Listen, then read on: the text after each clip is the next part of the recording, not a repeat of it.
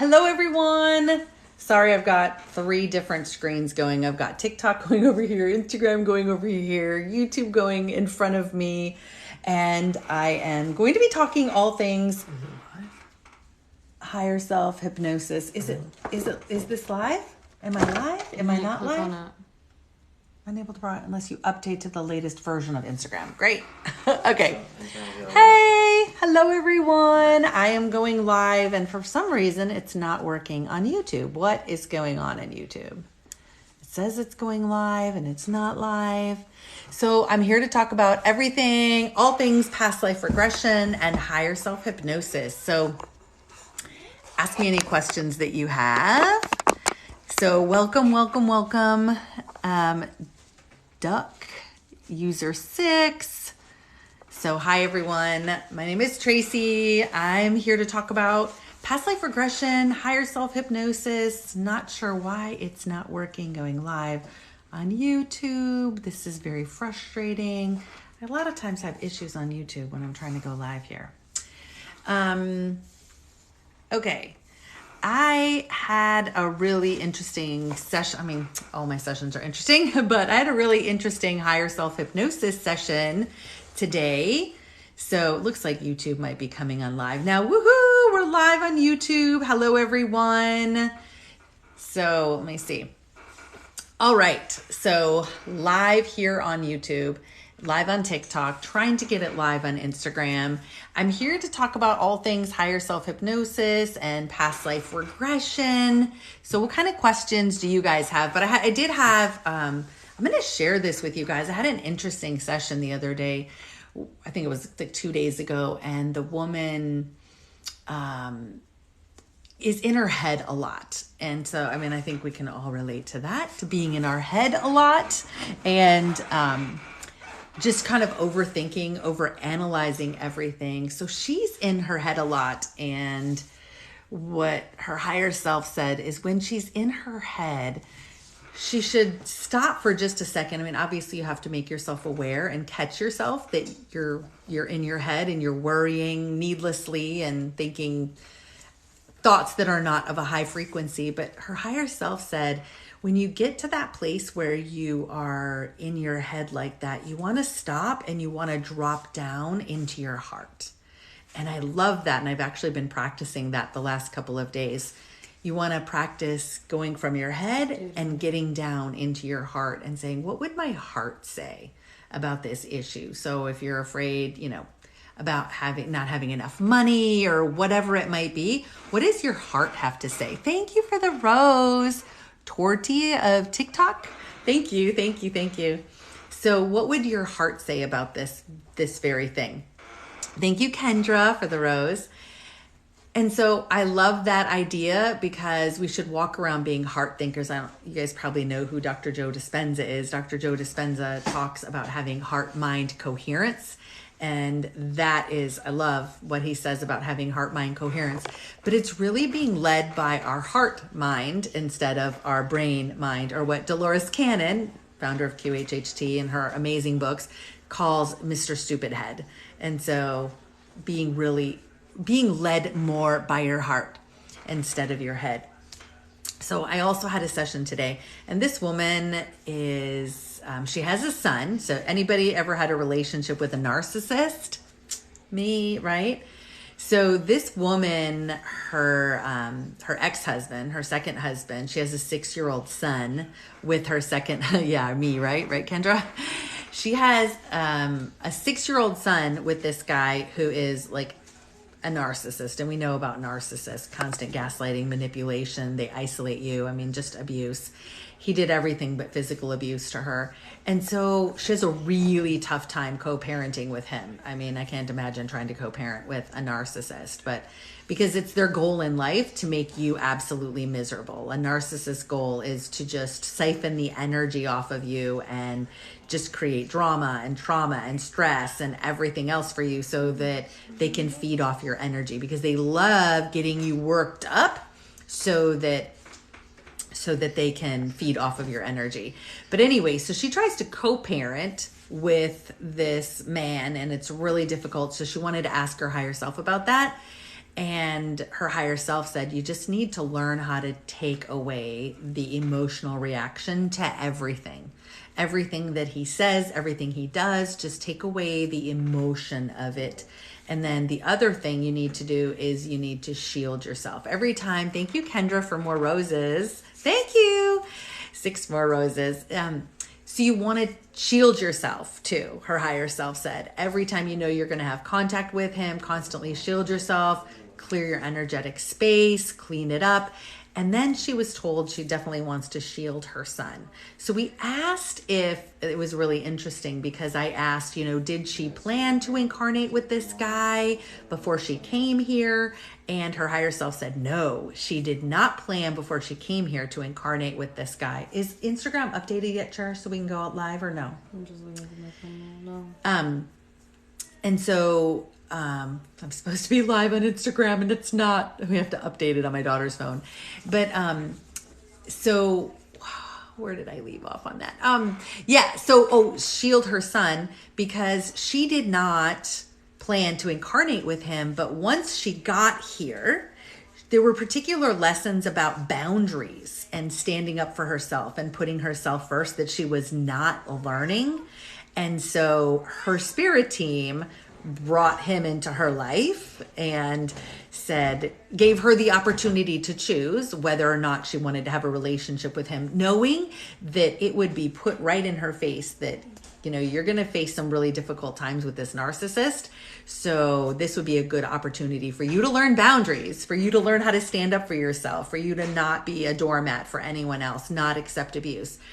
And so that's exactly what it was, of course, because narcissists have no respect for boundaries. You're not allowed to have boundaries with a narcissist, and they do not respect you saying no to them, anything like that. So can we protect ourselves and separate ourselves from those that have crossed over? Okay, hold on. I'll answer that one.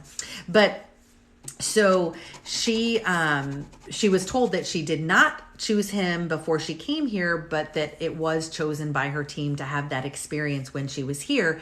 And she said she specifically remembered, when her and I were talking, she said she specifically remembered a time when she was looking at him from a distance and just watching him and said to herself in her head, am I really going to do this? Right before she was getting ready to marry him. Like, am I really going to do this? And then she decided yes, and she decided to go forward with it. So she really did on a conscious level too.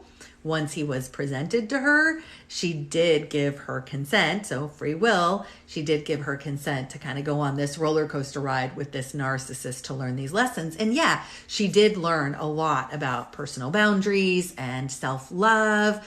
She still had a ways to go, but it really escalated her journey and helped her step forward a lot more than she had before she was in this relationship with the narcissist.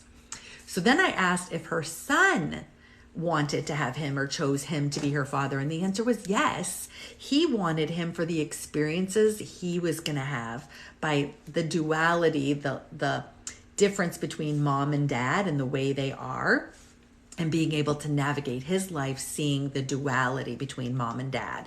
So he did have specific lessons and reasons he chose his dad, but her higher self specifically told her, you definitely want to shield him before he goes over there. You would definitely want to protect him too. And then in the session, in the higher self hypnosis session, her higher self put a shield around her, put a shield around her son. And he was actually, had cords attached to her and was holding on to some of her soul fragments. So trying to siphon energy off of her. And that's what these narcissists do. They really just try to siphon energy off everyone. Then, this is the fun part. Then I asked about her narcissist ex-husband. If you take a peek behind the curtain, so to speak, is he fully human? Like, meaning, is he a soul that has light or is he not? And her higher self said, yeah, no, he's definitely has no light in him. He's not light at all. And he's not even human. Like, I don't know what he is. This is foreign to me. I don't know what he is, but he's definitely not a soul with light in it. And I don't know what he is. So I have done enough of these sessions to know. And that's specifically why I asked this question. Is it updated yet, Cherish? That's specifically why I asked that question, is because the higher selves of other people who have talked about them have called them shells. And so these shells, they're basically used by fallen angels, by reptilians to inhabit a body and come down and literally just create as much havoc and low frequency energy and drama and trauma that they possibly can. Because while light workers are here and light walkers are here to raise the frequency and raise the vibration of the planet, these people, these beings, I should say, these beings are here to do the opposite and lower the frequency of the planet, lower the vibration of the planet. So that's what they do. Any recommendations for self-hypnosis? So if you're talking about self-hypnosis, really the easiest thing to do if you guys want to connect with your spirit team, connect with your higher self, is hypnosis and meditation are literally the same thing, guys. It's literally the same thing. So you just want to find some good guided meditations. If you go on my website, wokelightworker.com, I actually have a meditation out there called Meeting Your Higher Self you can get for free. So you just have to plug your information in. I think there's a link for it that you can get under the videos tab. If not, email me at tracy@wokelightworker.com and I'll send it to you. Just tell me you want the free meditation video. But it's a meditation on meeting your higher self. So you get to meet your higher self and see what kind of messages you get. You can do that as many times as you want. But meditation and this type of hypnosis, what I do is it's really just a nice, really relaxing guided meditation where I'm relaxing my clients. Let me explain to you guys. So this is really cool. When you do higher self hypnosis, it's like I just got done saying, it's literally the same thing as meditation. There's no magic woo-woo like hypnosis thing like that. I want to be best friends, Daisy. You're so cute. There's no magic like woo-woo or anything like that with it. It's, imagine if you have a hair and you're splitting a hair. So what happens in my session is you're splitting a hair, and the one part of the hair, the half of the hair, is your ego. So the ego is the part of you that you have created in this lifetime. So if your name is Becky, oh, thank you, Daisy, for the rose. If your name is Becky, Becky is the persona or the ego that you have created in this lifetime. And so everything about Becky, that's the ego, that's the persona. Thank you, Timidly Witch, I think it said. Thank you for the rose. So you want to know that Becky, all of Becky's beliefs, everything Becky learned from her family, from her school, from social media, from the media, in her life, all these beliefs, all the traumas, all the dramas, all the pain, everything that Becky is experiencing makes up who Becky is. Now, it's not the real you. It's not your soul. It's not your spirit. It's Becky. It's this persona. And then we put up guards and protections, right? Like this woman today in her higher self hypnosis session, she had a heart wall, a wall around her heart. And I asked, what is it made out of? And her higher self said, it's made of bricks. Now we had her angels come in, a demolition crew of angels come in and knock it over and surround her heart with love and light instead. But her, let's say her name is Becky. Becky is the one who put that heart wall around, obviously to protect herself, because she didn't want to get hurt again emotionally. So what I'm saying is the ego, the part of you that you've created for this lifetime, is not the same you that existed in other lives. So let's say in a previous life, you were Farmer Joe. Okay, so Farmer Joe had his own ego, his own persona. It was nothing like Becky. So they're totally different personalities. Farmer Joe came to Earth to learn probably completely different lessons than Becky in this life is here to learn. So they're two totally different personas, same soul, you, same soul, two different personas or two different egos. Okay, so when people do this kind of hypnosis, I tell them, if it feels like, when we look at a past life, if it feels like you're making it up, yes, you're doing it right. So when you do that higher self meditation that I offer free on my website at wokelightworker.com, If you do that meditation, meeting your higher self, and you're just like, you hear in your mind, you're just totally making this up. You're making this up. You're making this up. This isn't even real. It means you're doing it right, because your ego, your persona, Becky, let's say your name's Becky, is not connected to the spirit realm. It's just a persona, a personality that we have created here in this lifetime to help us navigate the 3D reality, right? It's the one with the dramas and the traumas and the judgments and the criticisms and the self-criticism and the self-hatred and all this other stuff that it's made up to try and protect us while we're in this lifetime. Building a heart wall around your house and your heart in an effort to protect you. It thinks it's protecting you, right?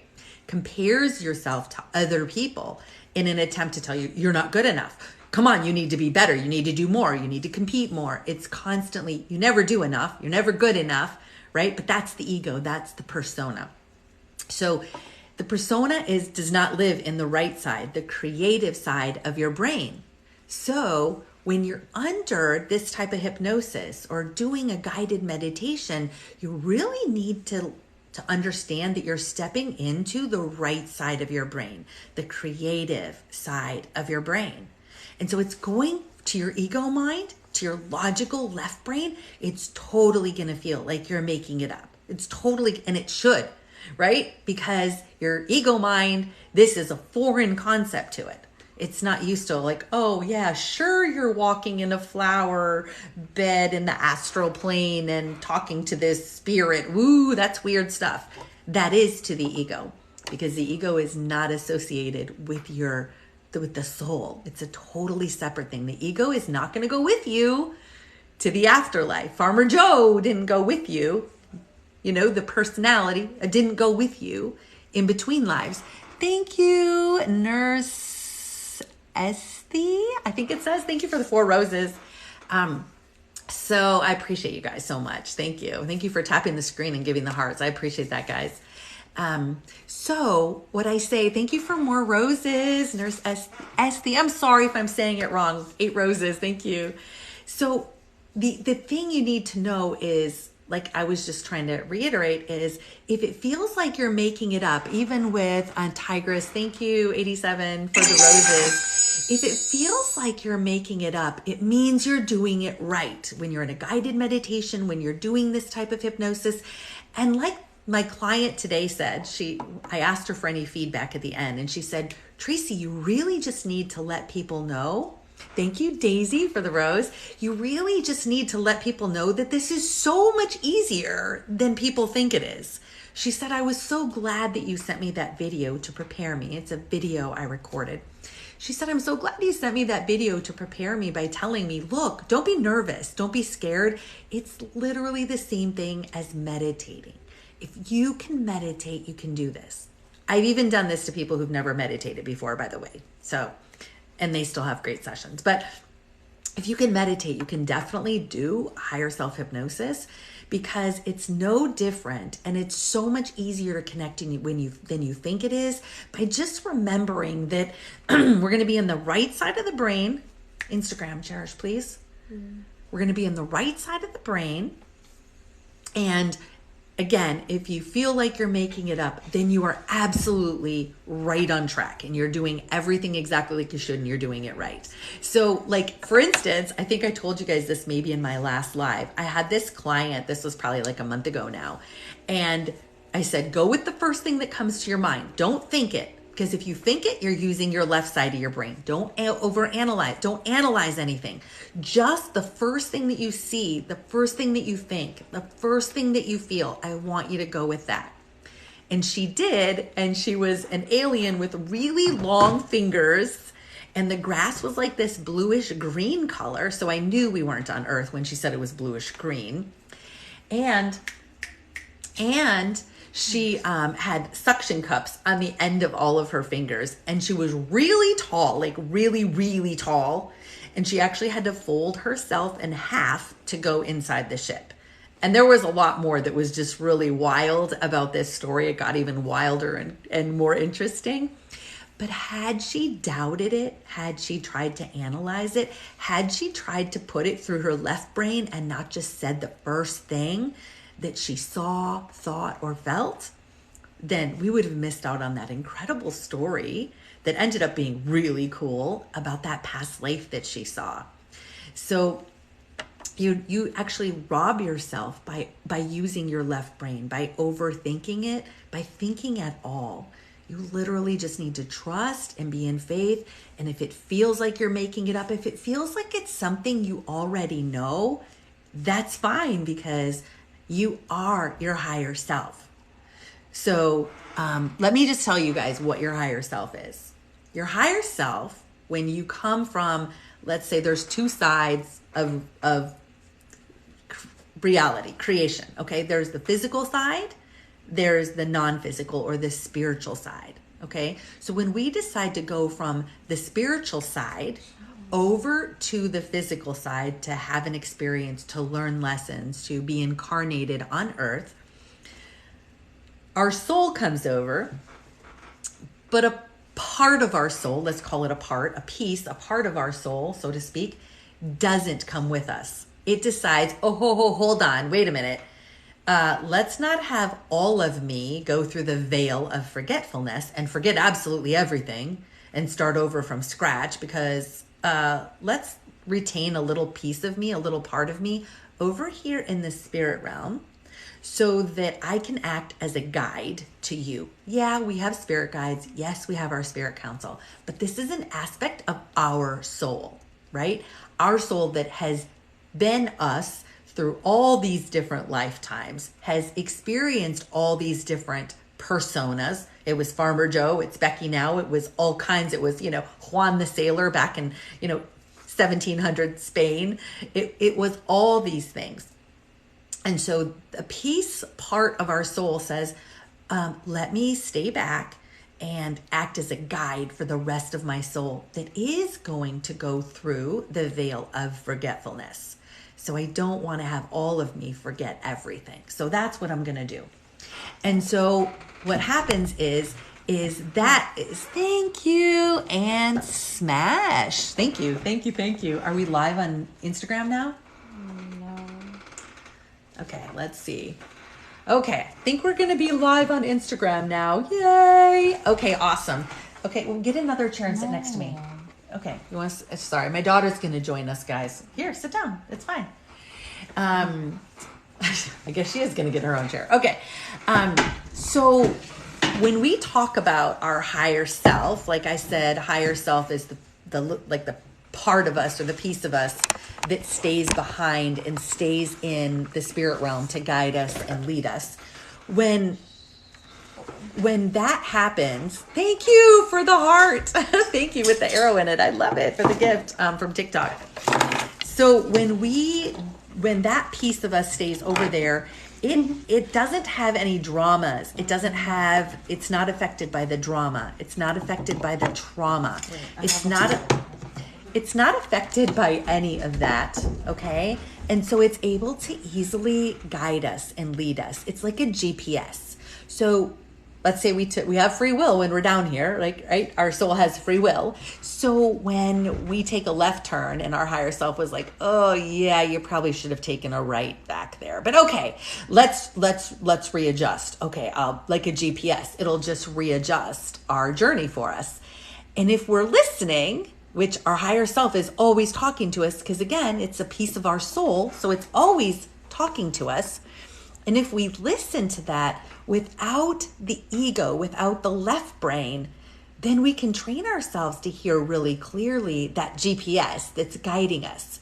But if we don't, if we're so in our own head, in our own thoughts, in our own worry, in our own traumas, constantly reliving the past, not giving our brain a break, not being in the present moment, we're robbing ourselves of not being connected to that part of us that is in the spirit, the non-physical realm, right? We're robbing ourselves of the ability to have that amazing GPS guiding us and leading us in this lifetime. So if you want more peace, if you want more just joy in your life, you got to get out of living in the past. You've got to be in the present moment, in the present time, and connected to that higher self aspect of you, and not the persona or the personality or the ego that you have created in this lifetime. This ego of Becky, who we're calling Becky right now, right? You don't want to be. The more affiliated or the more integrated you are with your ego, with the persona that you've created down here, the more pain and suffering you're going to have, because you're not going to be looking at things from a higher perspective. You're going to be looking at it from a competitive, them versus me. I've got to be better. Like, you know how the ego thinks. It's constant comparison. It's constant, I'm never good enough. I'm not good enough. I mean, this woman today, we had to do, I don't know if you guys saw my latest TikTok and Instagram post, my one I just posted. She had some self-hatred in her, because it was like, why does she beat herself up so badly? Because she had this like little pocket of self-hatred in her. I mean, hatred. And it was small, but it was very influential in her life. So in her higher self hypnosis session today, her higher self said, yeah, we're just going to take that out. So I said, yeah, let's do some psychic surgery and just cut that out. And then nature abhors a vacuum. So of course I asked then, can you fill that place that's now empty from the hatred, fill that with unconditional love and light. So her higher self did that. But that is the kind of incredible guidance that we have. So not only do we have our higher self, that little aspect of our soul that didn't go through the veil of forgetfulness, that didn't experience traumas, that didn't experience dramas, that is there to be our GPS all the time. But then we've got our spirit team, we've got our spirit guides. And so do you have to know their names? No. They don't have necessarily egos like we do. They don't need you to call them by name. A lot of times they don't even give you their real name. If they do give you a name, it's just to appease you, right? Just so that you can be like, oh, I'm calling on my guide James. That may or may not even be the guide's real name. He's just like, okay, yeah, whatever you want to call me.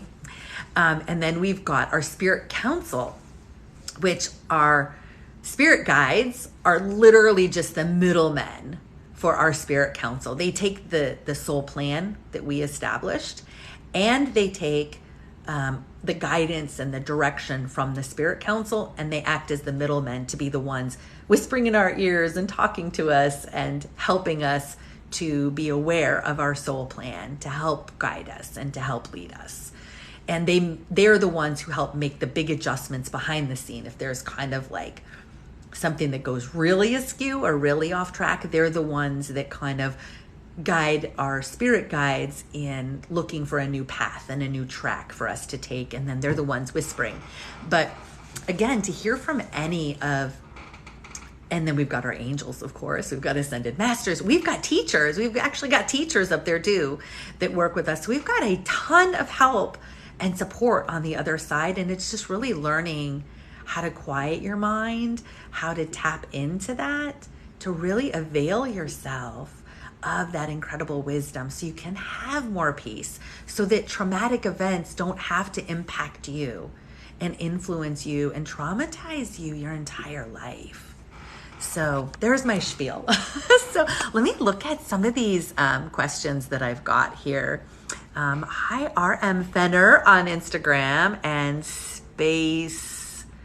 Spastauchik. Sorry if I'm pronouncing it wrong. Delish Moda, Zyra Casa, Aaron, love. Thank you for all the hearts, guys, on Instagram and TikTok. Thank you so much. And I got a few people on Instagram, on YouTube. Hi, guys. Hi on Instagram, YouTube, and TikTok. So let's see. Mine give me no names or gender. They say it wasn't even important. Exactly. So many times the spirit guides, when I ask about it in my higher self hypnosis sessions, they're like, yeah, it's not important. It's just really, just call us your team. So you can just call them your spirit team, or what did one of my clients call them? She called it her DT, her divine team. I loved that. My DT told me to do this, or my DT led me to do that, my divine team. So whatever you want to call it, they really just don't need to be pulled apart and picked apart. I mean, just because it's been years that I've been communicating with my team, I've gotten to know I think 3 of my 4 guides. The other one, I know what they do. I've just never really encountered their kind of distinctive energy. But I've got one guide who is hilarious, and he calls himself Johnny on the Spot. I know I've said this before in my lives, but he calls himself Johnny on the Spot. And I think this phone is gonna die here. What in the world? There, now it's charging.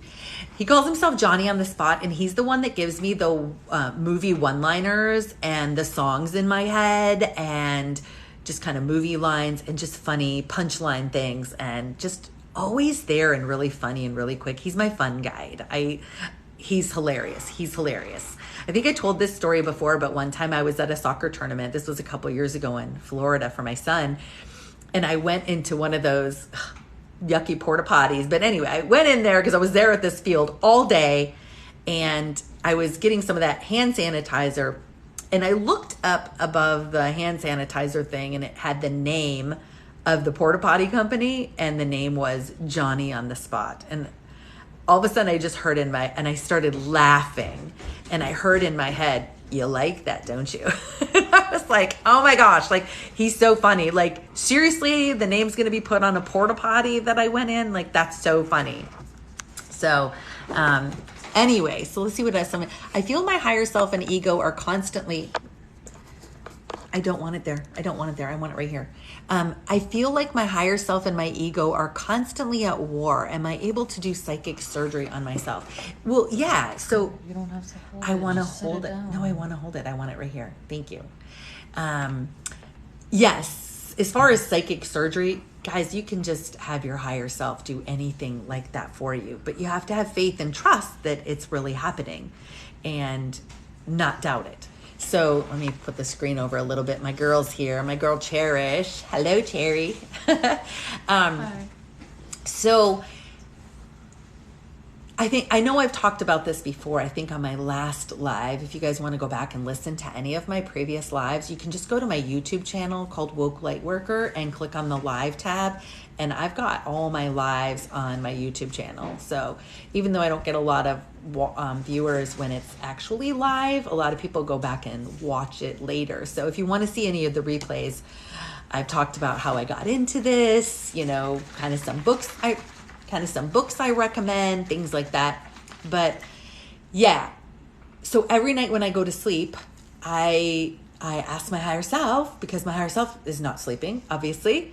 So I ask my higher self to do certain things for my body, like make my bed a sacred healing chamber. So I have 2 dogs and a cat that sleep on my bed, and myself.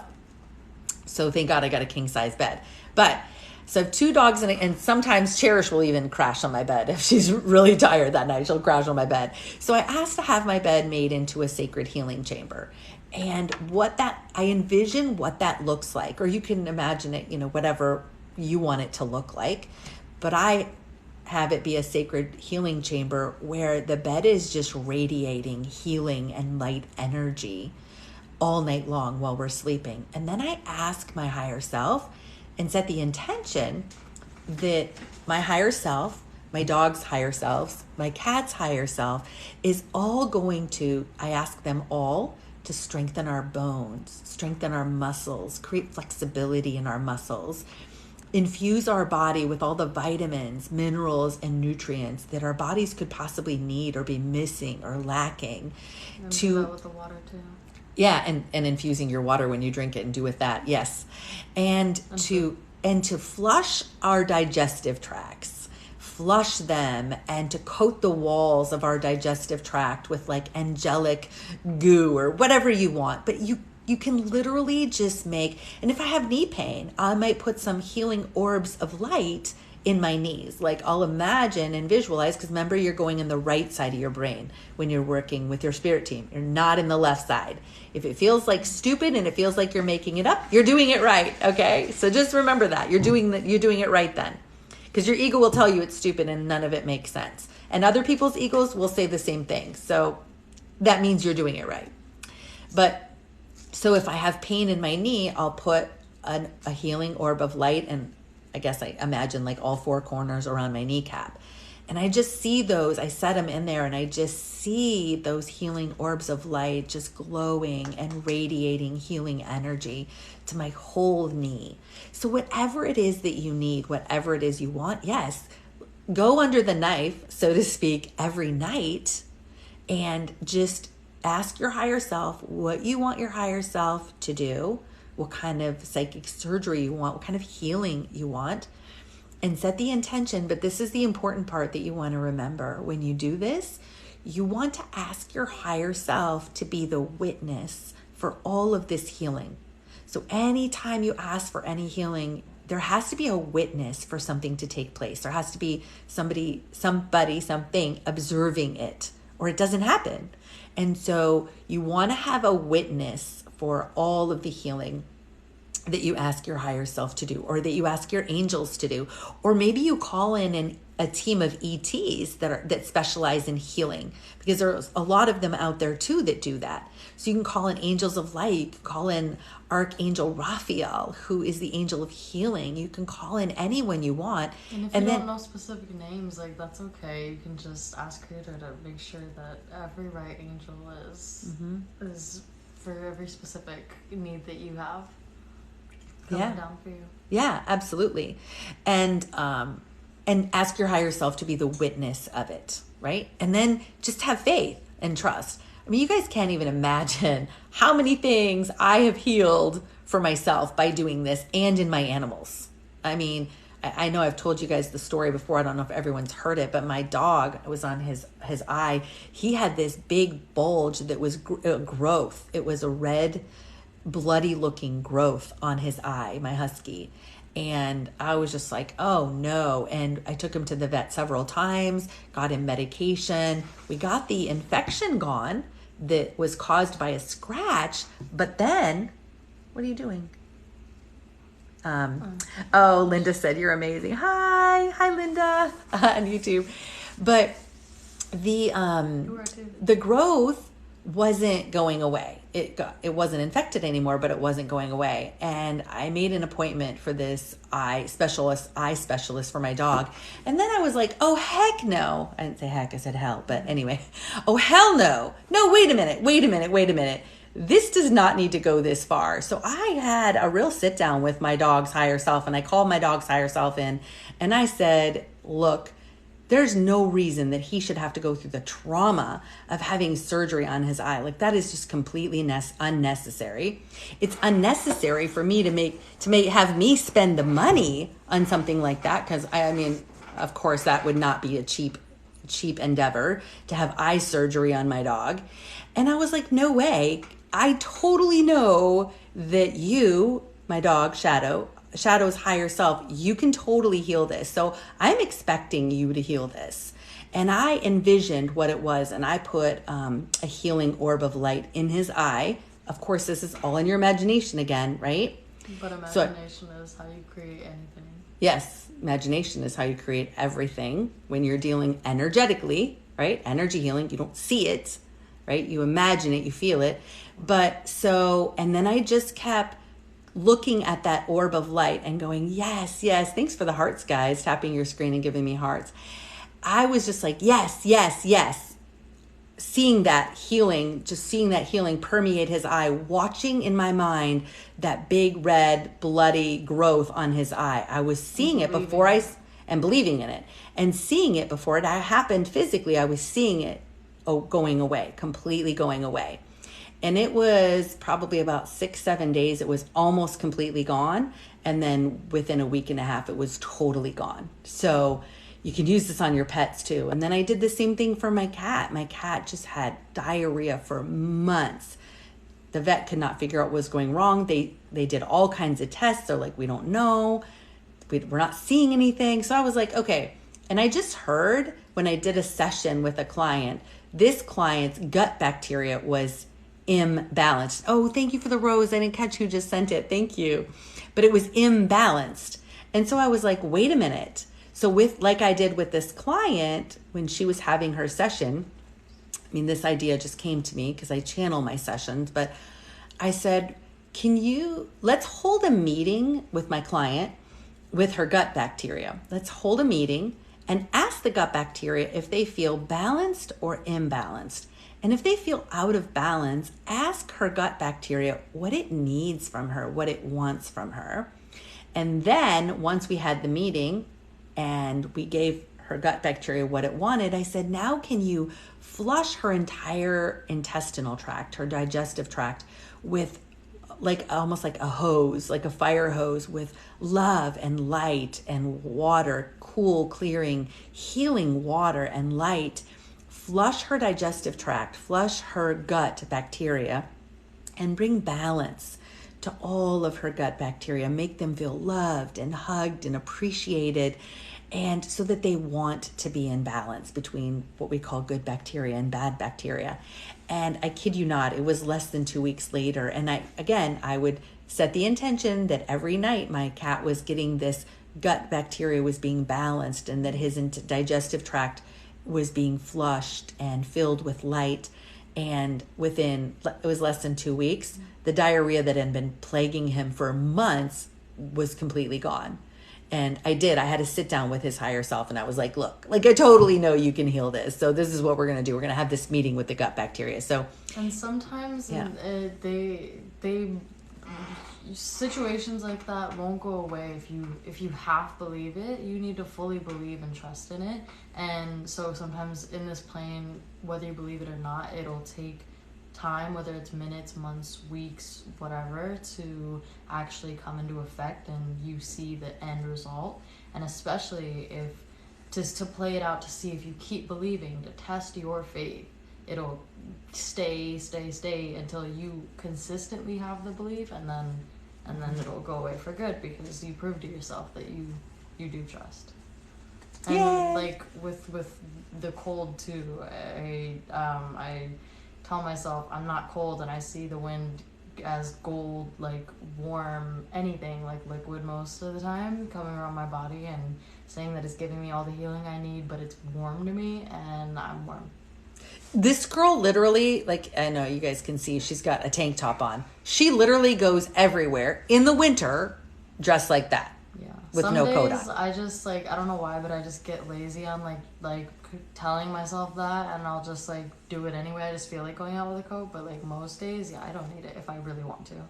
Mind over matter, right? Yeah. Mind over matter.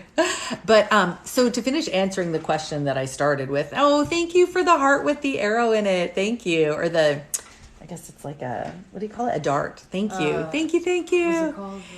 I feel my higher self and ego constantly at war. And that's what it is. Right. Your higher self and your ego are constantly at war on this planet until you learn how to take a hold of the ego and not live as the ego anymore. I know I mention this all the time, guys, but this is an amazing book. If you have not read or listened, or both, to this book by Aaron Worley, Werley, it's called One Truth, One Law. I Am, I Create. But if you just type in Amazon, One Truth, One Law, I Am, I Create. Again, her name is Aaron Worley. It's a short book, but it's something you want to listen to 100 times.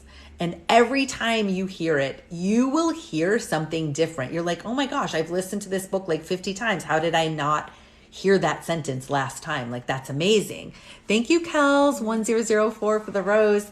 And so that is an incredible book. If you want to listen to a channeled book where she channeled her authentic God self, telling you how to do the same thing, it's amazing. It's incredible. But you got to really listen to it over and over and really study it. Yeah. And then at any time, if you don't hear a sentence or anything, and you're like, oh, I wish I would have heard that. That would help me in this situation. You were not meant to hear it. Do not bag on yourself for it. You heard it at the time that you're meant to, as in everything in your life.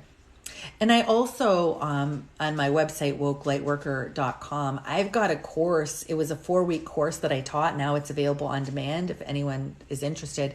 But it was on connecting to your higher self. It's literally how to be your higher self. What does that look like? Teaching you kind of from the ground up. And every week I gave the class and give in the on demand a little homework assignment to help you practice being your higher self, living as your higher self from the perspective of your higher self instead of from your ego self, or what you might call your lower self. So thank you, DRM Feather, for the roses. Thank you, thank you. Let's see what else we got. The name of the book again is One Truth, One Law. I Am, I Create by Aaron Worley. Okay, so somebody asked for that. Oh, that was DRM Feather. Yay. Okay, got it. Let me see. Thank you for that. Sometimes I don't have full faith and I'm doubtful, said Jessie. Yeah, like Cherish, my daughter over here, said. Yeah, you got to have faith. But that's okay. Just if you don't have faith right away, it's practice. Yeah. Just keep at it. Yeah. Keep at it. It can be hard at first, but eventually it becomes habit and easy. And then you still have moments of where you have doubt, but then you can catch yourself quickly like that and just be like, just remind yourself of, this is fake. This is not real. What is doubt? You see it leaving you, feel it leaving you, and just like ask them and see them coming through you and just releasing it, and just do everything that feels right in the moment to help you feel like it's gone and know it's gone, because it's not real. And just choose yourself and the reality you want over the reality that's trying to suck you back in that makes you unhappy. Yeah. And then Daisy Roberts said, I appreciate all of your content and it has helped me heal lots and I wish to be like you. They talk to you later. Oh, thank you. I guess she had to jump off. Let's see. What does Higher Self say about us single mamas? If you're still on there, S-Beach 111, I'm not sure what you mean about single mamas.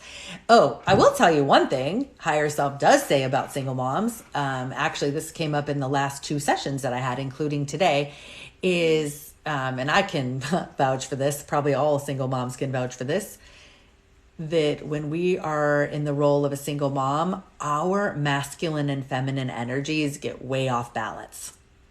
We are in our masculine energy because we have to be. It's like we're mom, we're dad, we're the disciplinarian, we're the caregiver, we're the nurturer, we're the taxi, we're the nurse, we're everything. And so we really have to just play such a big role as a single mom. We're the provider, we're the breadwinner, we're not really able to be in a receiving feminine energy when we're a single mom. And so we're very much in our masculine energy when we're a single mom. And so that when we get into a relationship after being single for a while, that's the challenge of learning how to step back into that. If you have a masculine man who's in his masculine energy, learning how to really step into your feminine energy and drop some of that masculine energy. So in a lot of my sessions with moms, especially single moms or previously single moms who are adjusting to new relationships, it's asking their higher self to balance their masculine and feminine energies. And just the thing you can do is just educate yourself on what does it look like to be more in my feminine energy. So even if you are a single mom, what can you do to be more in your feminine energy? So of course it's just asking your higher self, asking your spirit team to balance your masculine and feminine energies, but then maybe just looking into it more. What can I do? Because it's being in the receiver energy and not feeling guilty or like you owe anyone or anything when you are in the receiver energy. Just being more receptive. And they just told me to say, look in the mirror more too. Like just spend time appreciating all of you in the mirror, like not just your body, but like the details of your body, your persona through your body language, your body physiology, all of your body, and just admire the ugly details that you have about yourself that you think are ugly. Yeah, or like ugly faces or ugly sides of your face, or just anything that you try to avoid. And thank just you, really Cinnamons, for the roses. Thank you. To really have compassion with it and remind yourself that you chose every detail of your body, every detail for your exact purpose, and just remind yourself, I actually do love this, but other people, other situations, this life has convinced me that I don't, and that I have to be off balance. And I am in balance. Tell yourself I am in balance. Like, she tells me that all the time and teaches that too. That I am is the affirmation, not I will. And they remind me that all the time too. I'm like, I'm learning this. And then they're like, no, you are this. And I'm like, yes.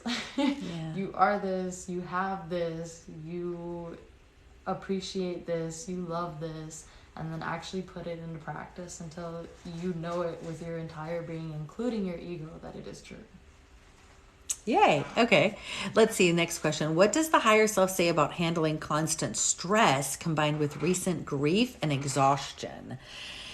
Oops. Can you turn that on again?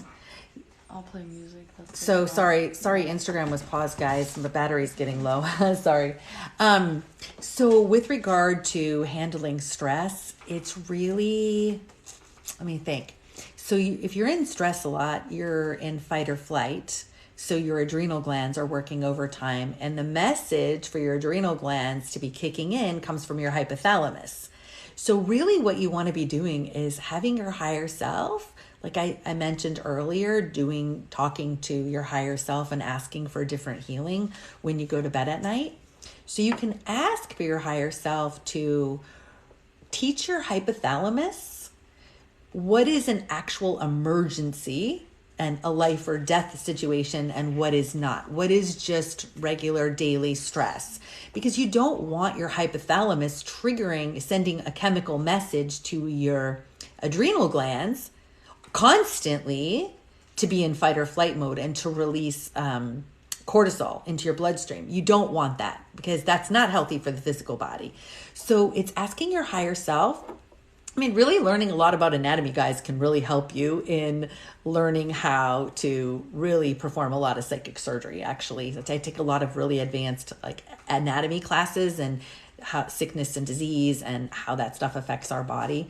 I have another one coming up in a couple weeks that starts to a 10-day class, long 10-day class, but to improve my skills and abilities. But it's really asking your higher self to teach your hypothalamus to not send that message to your adrenal glands, to release cortisol into your bloodstream for everything, every little thing, but to truly just learn how to do it. If it's a truly life or death situation, then of course you want cortisol being released into your bloodstream so you can run.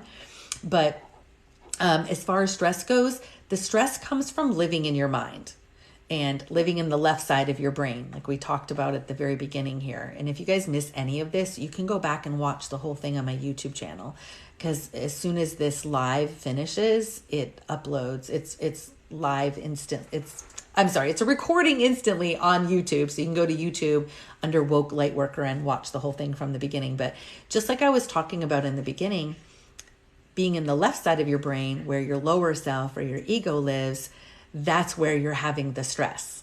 Because your higher self, if you're connected to your higher self, that it's not stressful there. Your higher self is like, this is just another experience. We're going to get through this. Like, this is totally no big deal. It's not a problem. Everything is just an experience. And there is nothing to stress about. What? And everything's a lesson. Everything's a lesson and an experience, right? There's nothing to stress about. That is all your ego. So if you are more integrated, attached to living as your ego, as your persona, as your lower self, whatever name you want to use, then you will experience more stress and less peace. So it's learning how to live more as your higher self. And again, if you guys want to learn how to do that, thank you, Kendra, for the roses. If you guys want to learn how to do that, I have this. It's a really good class on my website. Thank you. Thank you for the roses, Kendra. That called Connecting to Your Higher Self or Being Your Higher Self. That's on my website. It's like a 6-hour class. And I put a lot of time and energy and knowledge into that class for real. Like, it will really help you. But again, that book that I mentioned earlier, that's also a good resource called One Truth, One Law. I Am, I Create by Erin Worley. Amazing stuff, said Hannah Ray of Sunshine. Do you always wear white? No, I never wear white. This is one of my first times ever wearing white. Let me see. Hi, just watched the first video on your profile and it made me cry. Oh, I wonder if it was the one talking about my daughter being killed by my husband. I wonder if that was the one. Oh, sorry. Let me see. It's good for light energy embodiment, the white. Oh, yeah. Okay. Thanks. I do feel brighter when I wear it for sure.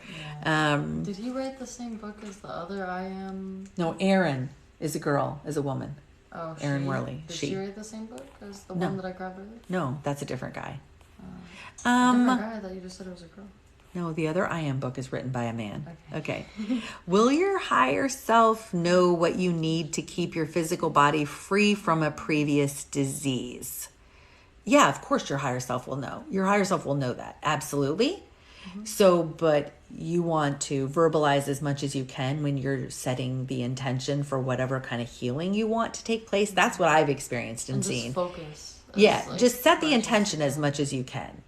Of what you want being done in your body. So clear if you everything else out of your mind completely and like just make that like your reality in this moment. So what I would do is if you've had a previous disease or if you have a sickness or something like that. So this is what I do in my higher self hypnosis sessions. I take about 30 to 45 minutes break between learning all about my client's life and the traumas they've been through. And I take about 30 or 45 minutes on my own while they get a break. And I work on the list of questions that I'm putting together to ask their higher self once they're in that meditative hypnotic state. And when I do that, sometimes if it's a medical condition, I'm researching on Google to find out all the different systems and organs that are affected and how it works and what happens with coronary artery disease or whatever it might be. So I'm looking at all the different parts of the body that are impacted and how they all play into it. And then I'm formulating my question to ask specifically for healing in all those impacted body parts, all the parts of the body, organs, systems, cells, everything that play a role in that sickness or in that disease. And maybe it's, maybe there's lymph nodes, or like in the case of the body releasing too much cortisol because this person is always in fight or flight, right? I ask for, to teach the hypothalamus not to release it. I'm asking for the whole body to be cleaned up and cleared up from the negative effects of having so much cortisol always flowing through their body. So to flush their veins, flush their arteries, flush their organs from the remnants and the damage that the too much cortisol in the body has caused. So it's really just, you might want to just look into all the different body parts and ask for healing and light and wholeness in all those body parts. I hope that helps. Let me see, what else do we got? What does the higher self say about wanting to deviate from a predestined path? We have free will. We can totally deviate from any predestined path. We set our, oh no, my YouTube just stopped. It's finished. There was no one on for a while. Oh, okay. So, it's okay with you guys. So, yeah, we can do it. And if we miss the lessons or don't learn the lessons that we actually pre-planned that we were going to be learning when we came here in this lifetime, then we'll just go up into the spirit realm after this life and talk about that with our team and redo them in another life. So it's not a big deal. It's just really not a big deal if you don't go forward with your plan. I mean, other people are going to have to make adjustments because other people are probably depending on your plan because their plan kind of plays off your plan, and we're intermingled or we're attached to other people and their journeys, but then they can go ahead and make adjustments too. So it's really not a big deal. That's what I see when I do these because we look at a past life in my sessions, then we look at what the person does in between lives. Then I teach them how to channel their higher self, and then they're speaking as their higher self to answer all these questions that they have about their life. What is my purpose? How can I heal this? Do I have this trapped emotion or that trapped emotion? Like I said, my client today had a ton, and a lot of us do, a ton of trapped emotions. There was rejection. There was abandonment. There was anger because she thought her parents should have known better. They should have been better parents, not druggies and alcohol abusers and partiers her entire life growing up. Like they literally should have been parents to her and they weren't. And so she had a lot of anger that she was holding because she was judging her parents as having to have been, they should have been something else or lived their life a different way and given her a better life. But like I say in all my stuff, if it was meant to be that way, it would have been that way. So I asked her, well, what did you learn from having the parents you did? And she's like, well, not really a lot. And I'm like, no. What did you learn from having the parents you did? What did you learn about what did it teach you about being a parent? She's like, well, because of the parents I had, now I'm a better parent. And I'm like, because you had your parents. You learned the opposite, but you still learned as a result of having the parents that you did. And she said, well, and I learned how to be super independent because I didn't have anyone there for me. See, you learned that as a result of being there, having the parents that you did. So she listed like 5 or 6 different qualities that she got from having the parents she did. So, and I just finished Tony Robbins' Unleash the Power Within, I don't know, was it a week and a half ago? And that's incredible, by the way, guys. You should totally do it. He has another one coming up in July. Best 4 days you'll ever spend. 11-hour days, but best 4 11-hour days you'll ever spend. But so he says if you're going to criticize your parents for the things they did wrong and be angry at them for the things they did wrong, then you have to turn it around and you have to also be thankful and grateful for the way you are as a result of the parents you had, because they made you who you are by the way they treated you, by the way they parented you. So you really need to give them credit where credit is due, even though you're like, well, but it's because they were such an awful parent. Yeah. Yes. Their souls aren't awful parents. Their souls are not awful. Yeah, just their persona is. Yeah. Like while you guys are arguing, they're probably like just smiling at you as a soul and like reminding you, like, and just like laughing with you. Like it could be like it's all neutral. So just have compassion for every action that everyone does. Yeah. And it was actually, she found out in her session today that her mom and her mom's a really young soul, like a child. And so her higher self told her that she had a pre-birth agreement with her mom to help teach her mom and to live as an example for her mom to follow. Is her mom going to change her ways? And I mean, yeah, she's not like she used to be. She's gotten a lot better, but she's still not a perfect mom. She won't take accountability. She won't recognize at all that she did anything wrong. She gives a completely different version of her remembrance of their life when she was younger than what really happened. And the mom's just living in a completely different reality. But her higher self said her mom is like a child. You can't expect a child to be able to go cook a 7-course meal. I mean, that's ridiculous. Like, if you compare it to that, like you'd never go, okay, 4-year-old, go in the kitchen and cook this 7-course meal and it better be fit for a king. Like, of course you wouldn't do that. So it's the same thing. It's expecting this soul who's like a child to act like not a child, to act like a wise soul who knows how to navigate this incredibly difficult 3D life and expect that they should have done it completely different. Like, you can't. It doesn't work that way. And so she had an agreement before she came here that she would help her mom in this lifetime. Yeah, she was the child, but she was the one that was going to be helping mom. And mom, by being the not good mom that she was, taught my client all of these amazing characteristics, and she got all these amazing qualities because she had the mom that she did. She's strong, she's independent. She's very competent, very capable, very driven, very motivated, a very good mother. All these things as a result of having the mom that she did. So when you look at things, oh, wow, thank you for the lightning hands. That was so cool, Gloria. Her mom, so this is an example, guys, of living as your higher self and looking at things from a higher perspective. Before the session, she was not looking at this from a higher perspective. She was looking at this from her lower ego self, her persona. Her personality, remember I talked about in the beginning? Her personality is only alive on this earth. It's only existing here and now. It did not exist prior to this life. It was not privy to any conversation her soul had with her mother's soul. It wasn't there. It is clueless about the fact that her and her mom had this agreement that she would be here to help her mother. So in her mind, living as her ego in this reality, she did not know she had an agreement with her mother's soul to teach her mother's soul, to help her mother's soul. Her ego did not know that, cannot know that, could not possibly know that. I'm supposed to grab a book and read something. I don't know what. And so you see what I'm saying? When you learn how to look at your life from a higher self perspective, it just gives you a totally different outlook and viewpoint and perspective on everything.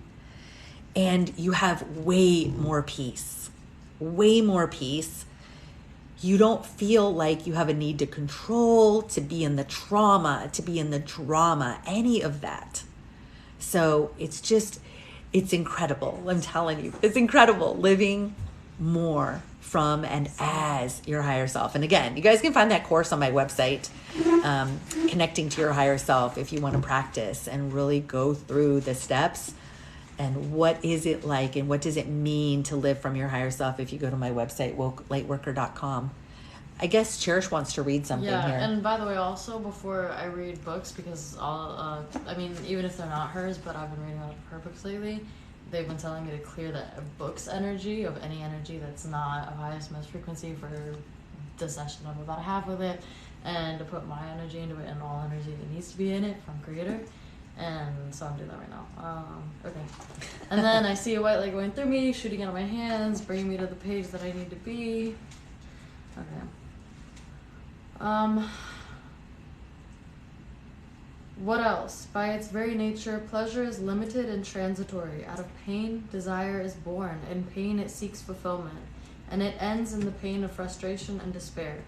Pain is the background of pleasure. All seeking of pleasure is born in pain and ends in pain.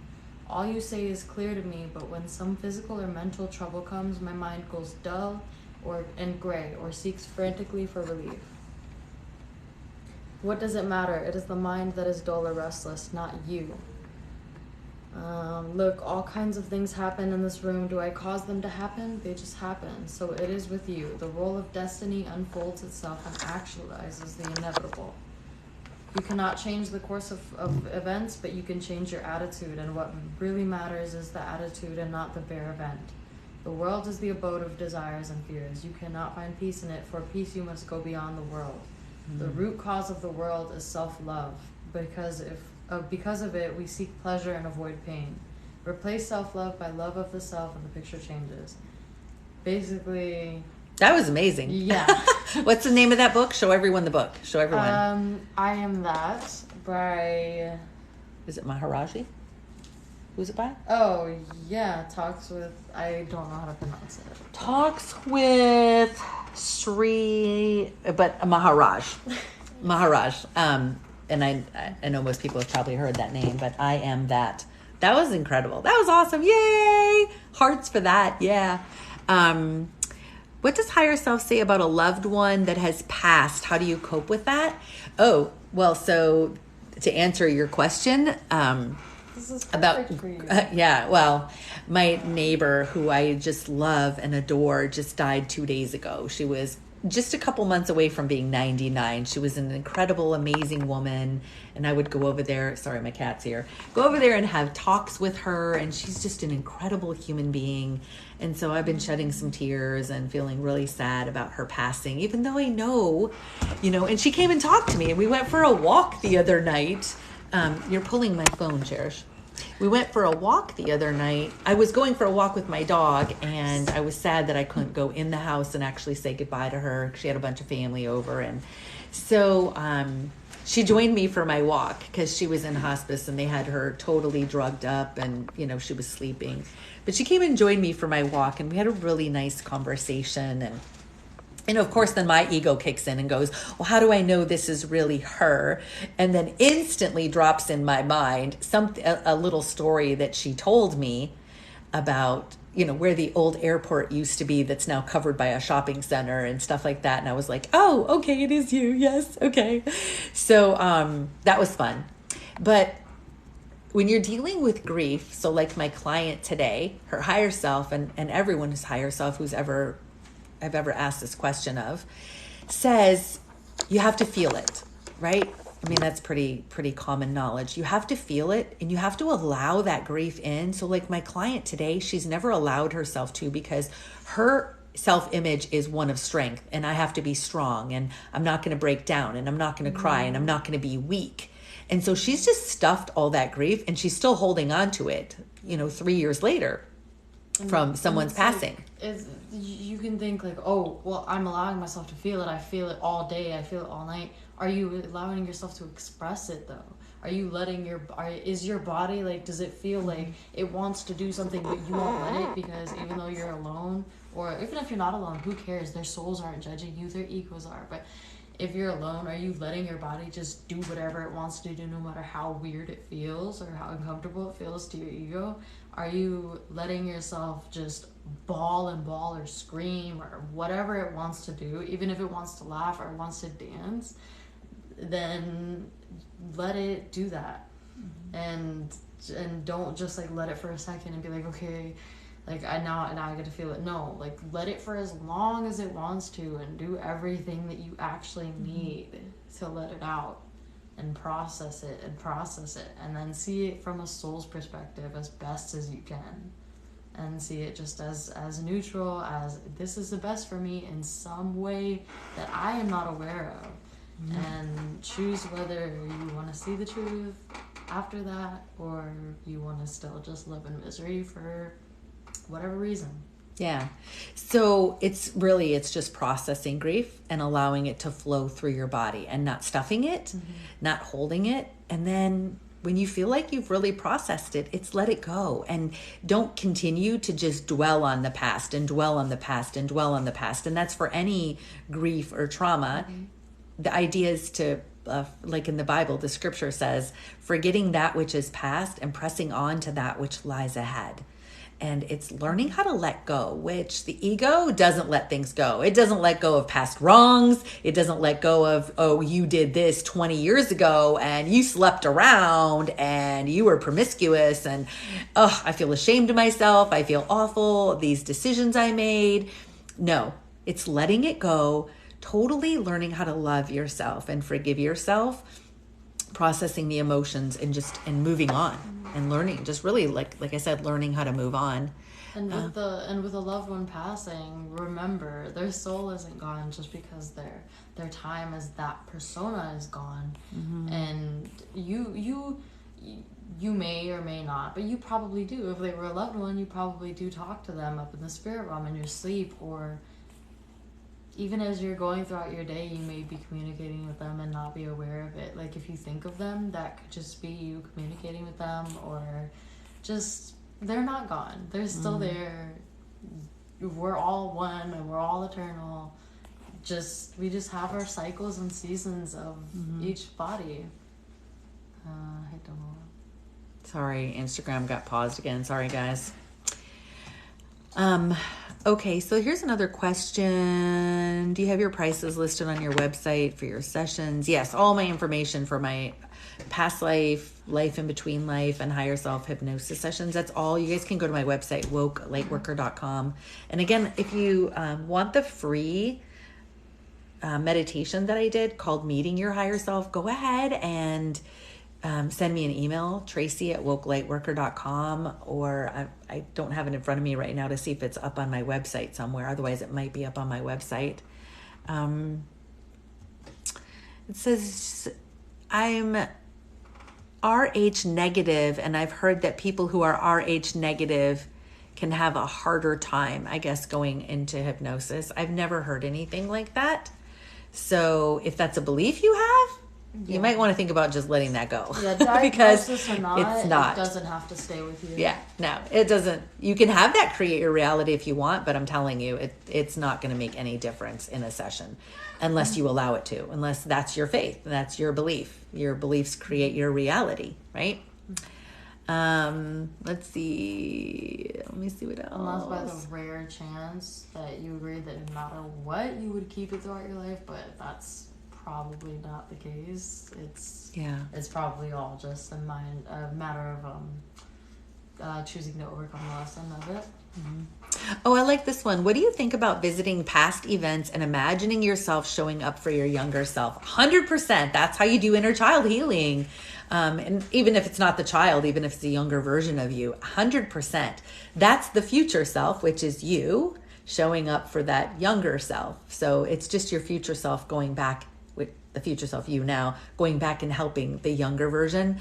But yeah, absolutely. Like I did a session the other day and her dad was a really bad narcissist, like awful. So one example was I think she was walking down the stairs. She was going to go somewhere. She was walking down the stairs and her dad, and she was putting on her coat, and her dad just walked up to her face and said something like, I hate you or something like that. Like, and just FYI, we talked about narcissists earlier. He was not a human. Like he was a shell, possessed. The body was possessed by something else. It was actually possessed by a reptilian. But anyway, getting off that topic and just talking about this. And he told her that he hated her. And then he spit in her face. Like literally just spit in her face. And she's a teenage girl. And she hadn't been even interacting with him at all. She literally just came downstairs from her room and was getting her coat on to go out. And he spit in her face. And of course, she remembers it like it just happened. I mean, she's just frozen in her mind. That's when a little piece of our soul fractals off, and that's when we get trauma, right? So that would be going back to that instance and healing it. So in the session, this is what we did. I had her now self. So this might sound kind of crude, but I was like, asked her higher self, and her higher self was all about it. So we did it. But I asked her higher self, I'm like, can you go back to that instance, right? Because there's no such thing as time and we can travel wherever we want. So I said, can you go back to that instance when her dad spit in her face? And can you take that spit and wipe it off of her face with your hand, the you now, have her you now, not the higher self, her now. Go back to that instance where he spit on her face, wipe it off of her face, and then take it and smear it all over her dad's face. And say, you will not spit in her face ever again, and you don't deserve her. And then grab her and go out the door and slam the door. And so to recreate that event, right? Pretty bold. And her higher self was like, yes, absolutely. And so recreated that event to look that way. And I said, so tell me now, how does that young teenage girl feel that the current her future self, went back to that time and was standing there with her when her dad spit in her face and wiped that spit off her face and smeared it all over her dad's face and then yelled at him and took her out the house. And then they went out for ice cream. I think I said, and take her out for ice cream. And she said that teenage girl was standing there with her mouth open, her jaw open, completely in awe by how strong and brave and courageous that her future self was. And she was so thankful, and she felt like, wow, someone actually stuck up for me. Someone actually protected me. Someone actually cares about me. Someone actually saw me. Because this is how her dad treated her all the time. Like he was a terrible narcissist. So yeah, you can go back to past events and recreate them any way you want. Create them in a higher way, in a better way. Heal that little girl, bring healing, rescue that little girl, protect her, right? Or that a woman who's being abused in that relationship, go back to her and rescue her and protect her.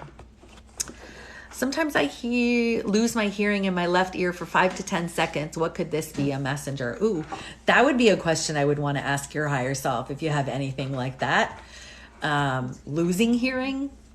I wouldn't even want to guess that. Let me see. Let me go down to some of the more recent stuff now.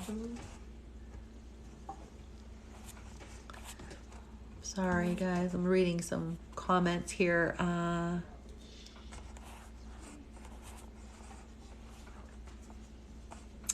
Is this maladaptive daydreaming used in a positive healing light, going back and saving yourself? I don't know what's meant by maladaptive. I mean, I know what the word means, but I guess if you want to define it as maladaptive, you can define it any way you want. But does it bring healing? Oh my gosh, tons of healing to recreate it. Because we actually, I don't know, what's the name of that movie, Cherish? There's a movie where this girl goes back and relives the same day like 100 times. Before I Fall. Before I Fall. Yeah. If you guys have ever seen it. It's called Before I Fall. And she goes back and she wakes up in the morning and it's like the same day over and over, like 100 times until she... On a night that a girl killed herself because all these people were bullying her at a party, and she, like, for the last time, she just, like, couldn't take it, and she was at that party, and then she kept recreating it. She wasn't at the party, she was at the party, but she did this, and eventually what she had to do was sacrifice herself for the girl in the end, and that ended everything, and she was alive after that, but she wasn't. Yeah, it ended the cycle. Mm-hmm. Okay. Not that actually, like... Well, no, okay, so I'm going to tell you that actually happens to us. Crazy as this may sound, and it's been way more than one person's higher self who has validated this. And these are different people's higher selves who do not know each other. These people live in different parts of the world and the country. So to hear multiple people's higher selves say the same thing, I take that as validation. I obviously do. And so multiple people's higher selves have told me that that's actually a real thing, we actually do that. We can literally jump in to little points. Hi, sweetheart. This is my, how old is she? 20? I don't know. She's 20 and a half years old, this cat. We adopted her from the shelter when she was 18. She was left at the shelter when she was 18. Right, little Moxie? There for about there 2 she months, is. She was there for 2 months, and my heart just went out to her. And so we brought her home, and now she just lost all kinds of weight, and she gets around like a kitten, and she's so sweet. She's so sweet. She still will swat at anyone that comes close to her, like pets, like our pets. Yeah, she swats at the dogs, like, get away from me. Gracie right? was, like, all over her earlier, and she was like, yeah. I call her my queen. She doesn't like it when I call her princess because she's mature. So she wants to be called queen. So she's the queen. Right, Queenie?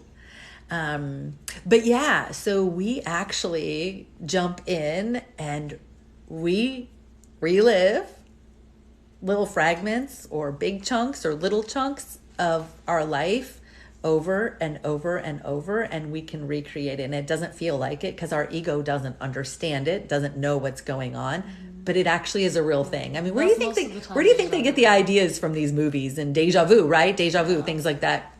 It's because we're repeating it and trying to redo it. Like, we're working something out on a soul level. We're actually just working it out, like trying to make it different and learn the lesson and just recreate it. But yeah, it's pretty cool. Pretty cool. Tell a story about it? You want to tell a story? Sure. Yeah. So when I think of a soul, when I used to smoke, I mean, it happened a few times, but I knew, but I my ego didn't process it right, so I kind of, and it wasn't time for me to either, so I just didn't label it, and I kind of just moved on from it. And I recreated situations all the time, and I saw me doing it in a flash, and I felt like hours and hours or days were going by in the matter of an hour. And I saw myself recreating these situations, like one where I told you about this when you picked me up. Remember, you know what I'm talking about? Mm-mm. Okay.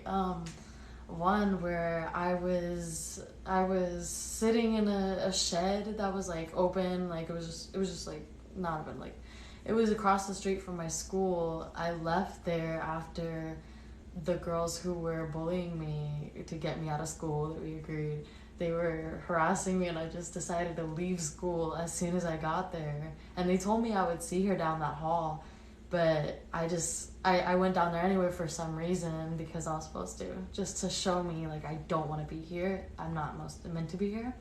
So then I just walked out, and I was just hanging out with my friends because I just didn't know what else to do. I didn't want to go back home because then I would be happy, and I wasn't ready for that yet. And when I was doing that at the end, then I heard her voice, the main girl that was my best friend that was harassing me. I heard her voice, and like a bunch of other people in a crowd around the corner, and they were getting ready to like plan something, and they were like, do this, like just the whole thing. Planning to what? Beat you up or jump you? Okay. Yeah, and I was starting to freak out, and I was asking my friends, like, do you hear that? And they just kind of weren't answering. And I was like so confused, and I was freaking out, and I heard the plants talking to me at the same time, and I was just like, because that was the time that I was just like awakening into it, and I was freaking out. And they were just not really answering because I was supposed to figure it out on my own, and I just kept seeing all these scenarios, and I was like, and they told me, you don't have to have this happen. And then I heard... Who's they told you? Who's they? Creator. Creator told you, okay. I don't know if angels... Okay. Okay, yeah, angels were involved. Okay. I don't know what angels... but it was so crazy. I was so scared. And then I saw myself leaving. I saw them jumping me. I saw them doing it a couple minutes later. I saw them doing it a couple of seconds later. I just like all these different scenarios, and then eventually they were like, okay, leave now if you really don't want her to touch you. I didn't listen for the first few times, but then there was another chance, and then finally I just, for some reason, like, I was like, okay, and I just like got up, and it felt so weird. I got up, no one touched me, and I didn't hear anything anymore, and then my friends just kind of like sped away from me when we got to the school, because, you know, their souls were rolling over their egos, and I was just like, what just happened? And I was so like excited to tell her, but I couldn't really explain it well because I was so confused. So you feel like that was an instance of you having multiple times experiencing that? So you got beat up several times? Yeah, I did actually. And like I won in like a couple of them, but like most of them I got like jumped by a bunch of people. It was crazy. So she was supposed to get out of public school, and she wasn't listening to me, and I kept trying to get her out and have her come home and not school in public school anymore. And then she got jumped in the bathroom by some girls when she was, I mean, it was all recorded because everyone records everything these days. And it was my best friend recording. Yeah, and they were recording it, so I got to see it. And she was literally just standing there at the sink, and then they came up behind her and pulled her down to the ground and punching her. On my side, she got me there by saying, "Oh, they just want to talk to you," and then they ended up jumping me. Yeah. So anyway, after a little while after that, then they just kept harassing her and trying to jump her and stalking her and threatening to kill her. And then she finally was like, okay, I'm ready to not be in school anymore. I'm like, oh my gosh, finally, thank you. And the next day I woke up, I still felt a little bit of resistance from me, but I felt immediately lighter and more free. And I just like looked up, and I woke up, and I actually noticed the sun ray above me and the details of it for the very first time. And it wasn't like how I do now, but it was just like, it was the start of it. And I was just like, wow, like I'm actually grateful to be here. And I just, it was just, everything was different. And I would never not wear makeup because I was so insecure about how I looked. But then when I actually started taking care of myself and doing my skincare, then I didn't care. I didn't even want to wear makeup anymore. I don't want to wear makeup now because I don't look how I looked then at all. And they changed my face a lot so that it would contribute to it. So my face has changed a lot, like here and there. She's had a massive awakening since leaving school 6 months ago. Mm-hmm. Like massive awakening, like crazy. But anyway, So can you do this for someone else if they were abused as a child? Yes, you can do this for someone else. You can work with someone else to do that for them, what we were just talking about earlier. if they were abused as a child, as long as they're open to it, as long as they want to participate in it. So let me see. She said, that's amazing. How can you learn from this situation and move? Can you explain that again, please? The jumping in that point in time, and how can you learn from that situation and move on? That's something that's going to be done at a soul level. So it's not anything you need to put any, sorry, cat hair on my face. It's not anything you need to put any thought into. Okay, so this is your ego mind trying to figure out, oh, how does this looping work? And when you go back and you repeat a certain clip in a movie, and you go back and repeat that little clip again, and you're trying to have a different outcome and work it out, that's all happening on a soul level. That's not your ego, okay? So, oh my gosh. You don't need to understand it or try to process it in words or like specific, like analytically, like just understand what you see and just understand that it's happening, how it's happening, just without trying to analyze it as an ego. Just understand it that without detail.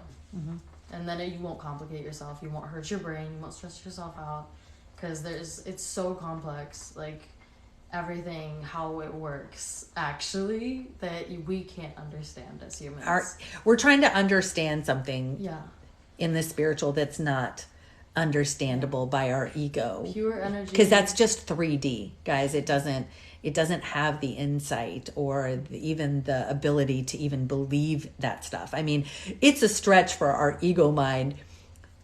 Won't even let us believe in a past life, let alone like even way beyond this that you can learn about the spirit realm. It's incomprehensible to our ego. And so that's just stuff that just happens on a soul level, and it's just being processed and dealt with on a soul level. So when I try to analyze it with like words or just, I like beat myself up because it can't like speak properly, which is something that I am definitely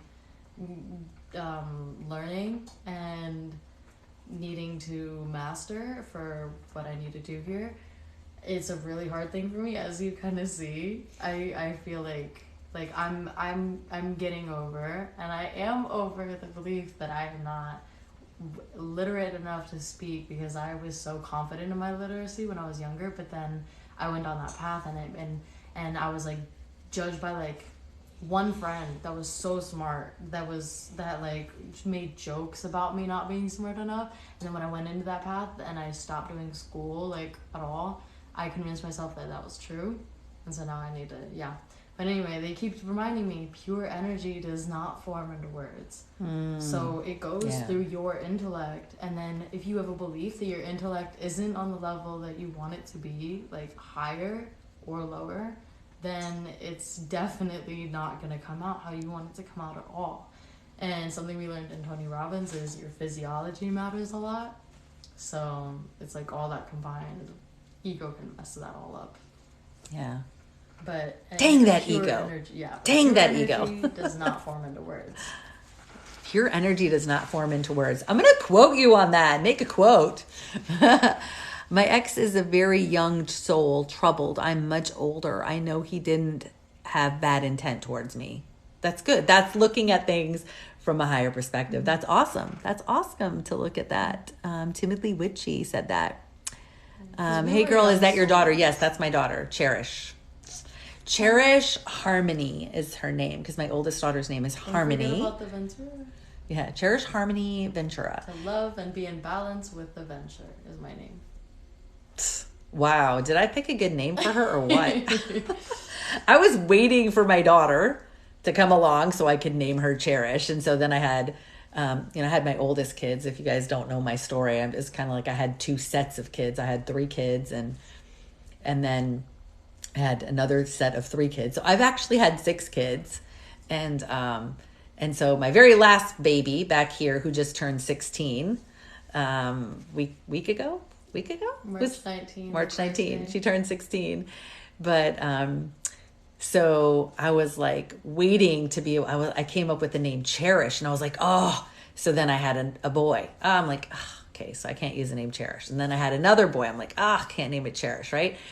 So then I had her, and I didn't want to find out what I was having before I had it. So I didn't go have an ultrasound. I mean, I had an ultrasound, but I'm like, don't tell me what sex. Like, I totally want to be surprised. There's so few surprises. Like, I want that to be a surprise. I don't want to know the sex.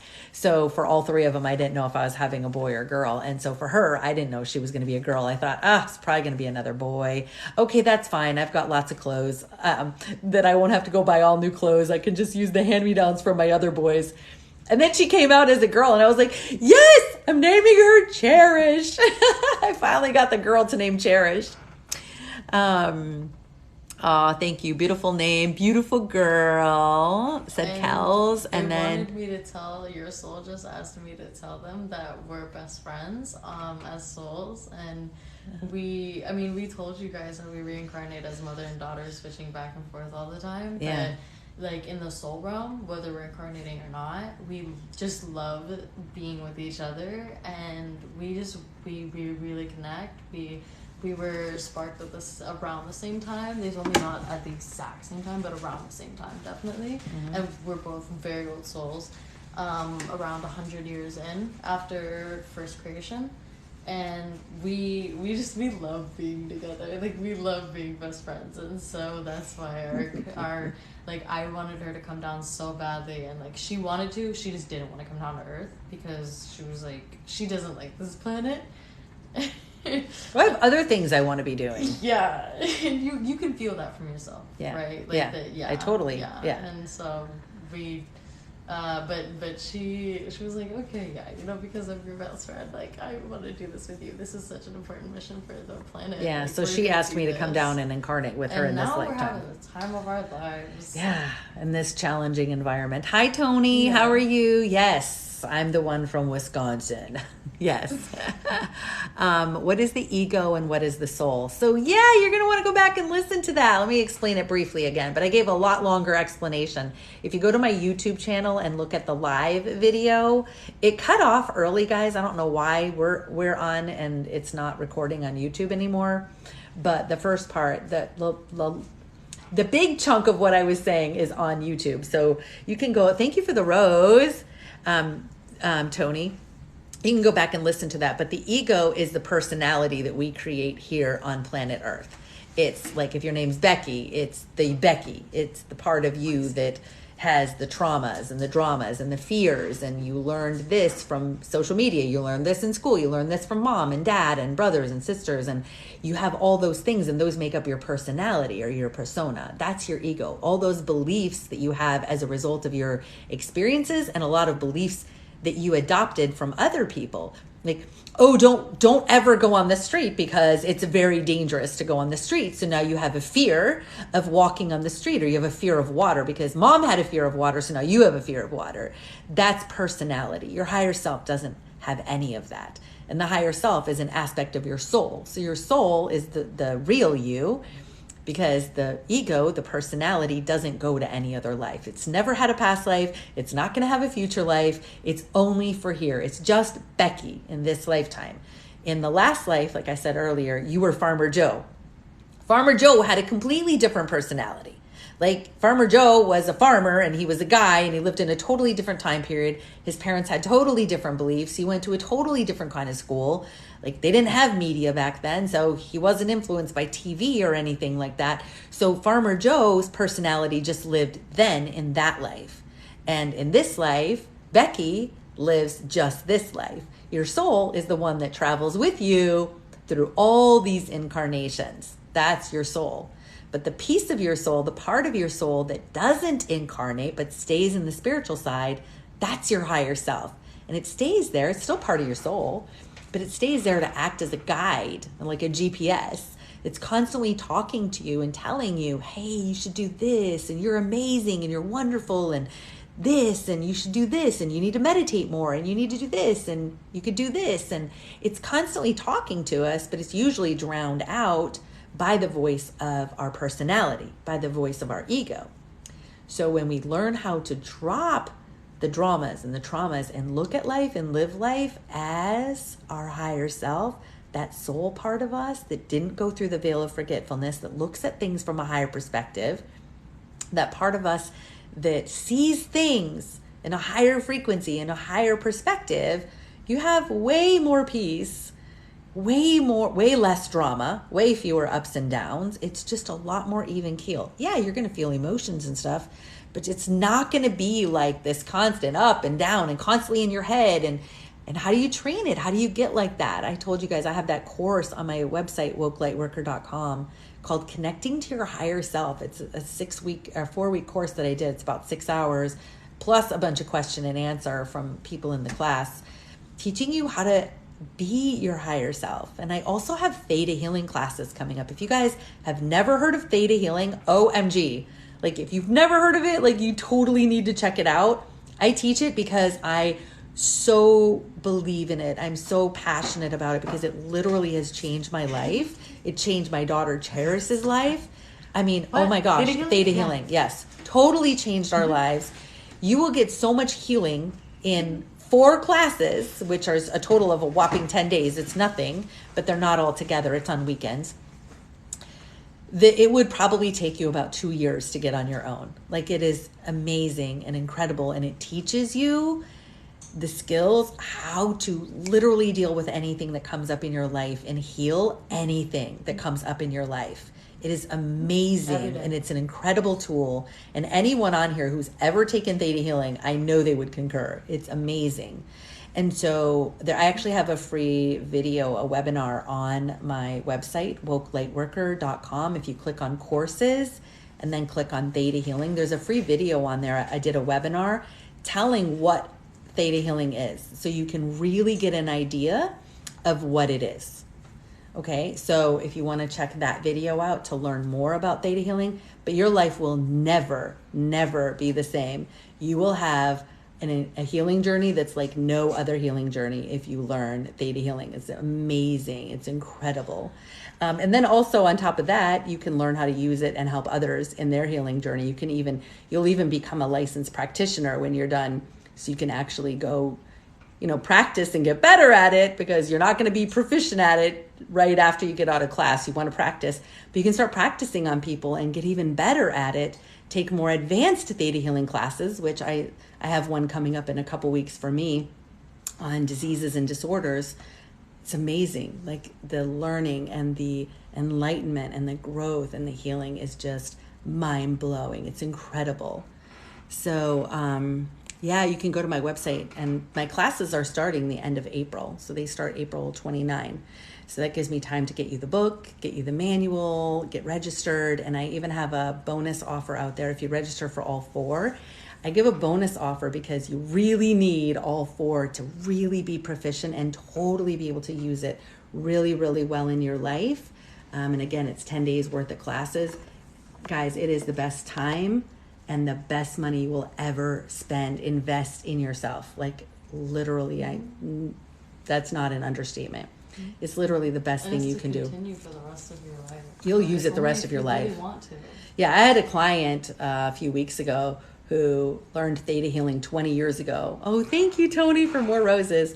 Who learned theta healing 20 years ago, and she still uses it. And in her session twice, her higher self referred to it and said, nope, we're not going to heal this particular thing for her. She needs to dig on what's the root cause of this or that in her life using theta healing. So I was like, wow, even her higher self was like, nope, you can do this. You got this. You're going to dig on that in theta healing. So it's really, really amazing. You need to make the work to think every day, though, and force yourself to go through it and go through it and go through it and go through that and go through that and go through that and not give up, because you just, whatever, there's no point in taking it and spending your money if you're ever gonna let yourself decide to do that. And then Tony, so I had a past life session with her. She said, I can't do these classes. I'm on a path and making so many changes since working with you. Everything is finally coming closer to fruition. Yes, please. Tracy, send me everything. I was told July I have major changes coming. Yes, I love that. And you want to talk to me outside of this. Okay. I love that. I love those updates. I get a lot of really good updates from people who have these sessions, like changing their lives. Yeah, see? Yay. I'm sorry, I'm going to mispronounce it. Yay's Designs said it is beyond amazing. Like, right? Theta healing is like, it'll change your life. Like I tell people, if you want to really get on a healing journey, if you want to fast track your healing and your spiritual growth and your enlightenment, there's two things I know, and I've taken a lot of certifications, guys. Like I've taken so many courses and certifications, and nothing has changed my life like the higher self hypnosis sessions where you have a direct link to your higher self to ask in any kind of healing, right? But second is theta healing classes. Like those two things skyrocket, totally skyrocket your growth, your healing, your enlightenment, all of that. It's just like I can't even stress it enough. So if you want to learn more about what theta healing is, learn a little bit more about it, check into the classes. I have some coming up in September. If you can't make the April and May classes, I space them out. So it's like every other weekend we're doing theta healing classes. So it's not every single weekend for 4 weekends, but I space them out a little bit. But I have classes starting April 29 and then the weekend after Labor Day weekend in September, I start back up doing more of them again. Just recently has finished advanced DNA last month. It is beyond amazing. I know, like it is so amazing. And like you won't even realize after getting in the habit of wanting to do theta healing all the time in yourself or others, you won't even realize you're doing it at some point and it'll just become habit. And that's good, you know? Yeah, and no, someone said, so we're completely different from our higher self. No, your ego is different from your higher self. Your higher self is part of your soul. Mm-hmm. So it's the part of you that did not come through the veil of forgetfulness to get to planet Earth, mm-hmm. right? To have this journey. It's the part that of your soul that's kind of left behind going, yeah, let me just stay over here and guide you because I didn't go through the veil of forgetfulness. You did, but let me be here to kind of guide you and be your GPS while you're trying to navigate around planet Earth. Your ego, the one that you think you are, we're using the name Becky here, the Becky that you've created in this lifetime, that's your ego. That's not the real you. That's not going anywhere. Becky is not going to the spirit realm. Your soul is, not Becky. And then you're going to be reunited with your higher self, that aspect of your soul that is your higher self. And so it was wild today. I forgot about this. So the woman that I had the session with today, when she died from her past life and she went into the spirit realm, she was really sad leaving her life on earth, that life we looked at, because she had an amazing life, just full of love, and she was crying. And I tell people, like 100% basically of people when they do these sessions in their past life, they end up crying because it's really emotional because you're actually literally going there. So you're actually leaving your body and you're going back to that other life. So she said it was so wild. It was so crazy because I literally felt that overwhelming, intense love that I had with my husband and with my family there. And it was wild. Like I did not expect that. And she was bawling and, just really crying of having to leave her family when she was on her deathbed. Because I bring people forward to their deathbed. And she was so happy and so excited with that life, but it was super emotional for her because she actually went there, traveled there, her soul traveled there, and she got to re-experience that love. Like how cool is that, right? Like that's so cool. So, where was I going with this?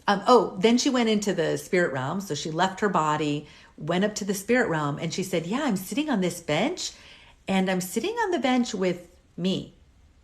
And I was like, oh, she's sitting on the bench with her higher self, which is that other aspect of her soul that is her. Because she's like, I'm literally sitting on the bench with me. Like I'm me and I'm sitting with me. Like that was wild. So I thought that was really cool. And your persona, your personality, remember you chose it and you're going to be a lot like your higher self. Like your personality, when you act out of judgment or self-sabotage or self-sabotage or anything other than unconditional love, it is not truth at all. Unconditional love is the only truth that there is, truthfully, in us, of us, as us, up there. And so when we are acting of complete unconditional love in any moment, that's when we're a lot like our higher selves. We are our higher selves. So like I've seen that like my mom is a lot like her higher self, and it's like it's amazing to actually see and hear and feel and communicate with her higher self that is her but without any ego. It's amazing. And myself, I'm still uncovering it, but and of course I haven't like uncovered yours. I just mean like the moments, and I have moments with myself. But yeah, but uncovering it with myself is beautiful to see, because even when I didn't act like how I act now, like I always felt that this was me. I always knew it was me, but it wasn't time. And so when you'll feel it in you, like you know who you are, and as a higher self, you just like when you feel any sort of friction whatsoever, then that's not really you. Mm-hmm. But you're still you. And you feel it like in your core. Like the real you. Yeah. So your heart. She asked, so how does the timing or time gap work with you all being friends and now mom and daughter? So it's not really time. There's no such thing as time. But if you want to just imagine it like this, that I tell people, imagine there's like a long hallway and there's all kinds of doors on the right and on the left. And behind every door, there's a stage. So like, and there's a different play going on behind every door. And so every life that you live or that someone else is experiencing, a different experience, is a different stage. So let's say you meet a guy and he's up on the stage and he's enacting this thing and he's an abusive guy or whatever. You have the choice to go up on stage and participate in that little play or not, right? So you're never a victim. If you get up on that stage, it's because you got up on that stage, right? No one put a gun to your head and made you get up on that stage and act out that abusive relationship. You did it for whatever reason you have for doing it on whatever level. And then it's like after you make that decision, then imagine just like all of these situations of it just like warped all around, including the soul meetings behind it that are like, it's all just interconnected. Well, what I'm saying is so with my daughter here is, how does it work with the timing with you all being best friends on the other side and mom and daughter here? It's just our souls decided to jump on stage and play out the role of mother and daughter and play out that part in this incarnation. It's just, we just went into a room and jumped on a stage and decided to put on a meat suit and play those roles. So that's really all it is. And then, but that's not the real us. Again, these are just egos acting out certain things, acting out certain roles. But I know that my job is to, way before the end of my life, I am going to completely eliminate my ego and live solely as an enlightened master. Yay! Does soul have a gender? No, your soul doesn't have a gender. Do you tend to incarnate more as a male or incarnate more as a female? Yeah, it depends. It depends on the soul. Maybe you just really like being a male more than a female, but you're not going to just be one or the other, because our souls want balance. Our souls want to experience both sides and have different lessons and different experiences. A lot of us incarnate as females at this time during this great awakening that started in 2020. The big, I mean, it started in 2012, but then really a lot big time too in 2020.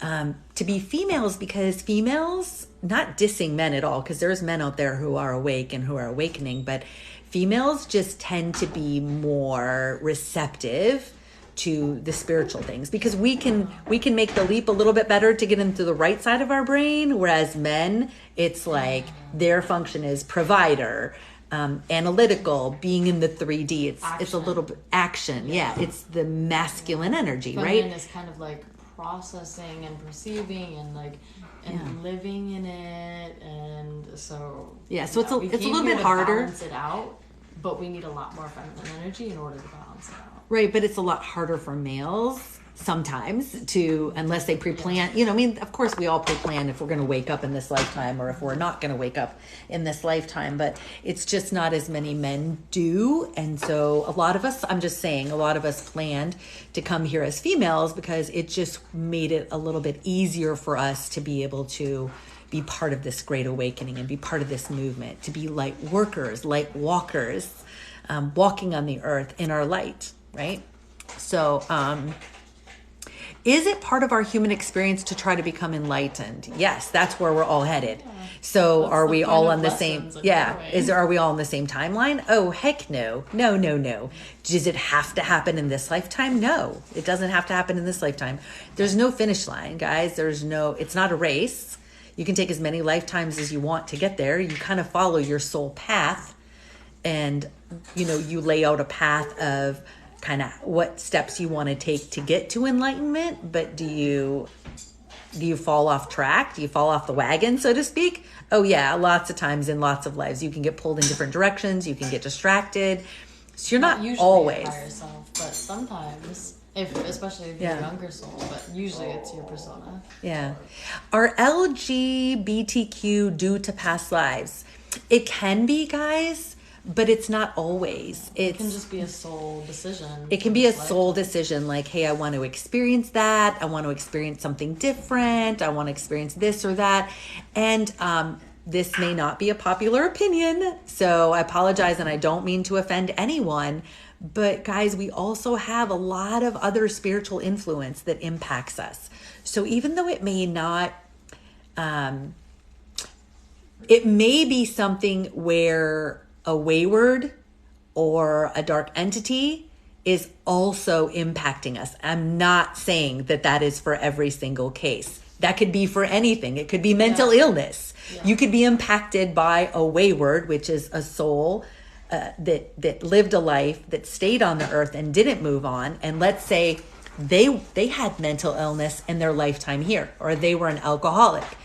So they didn't go to the light.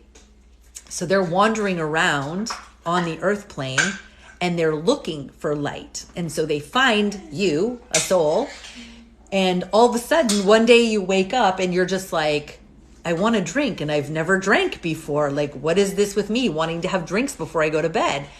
You got a wayward attached to you. You had some kind of opening in your aura. You had some kind of hole in your aura.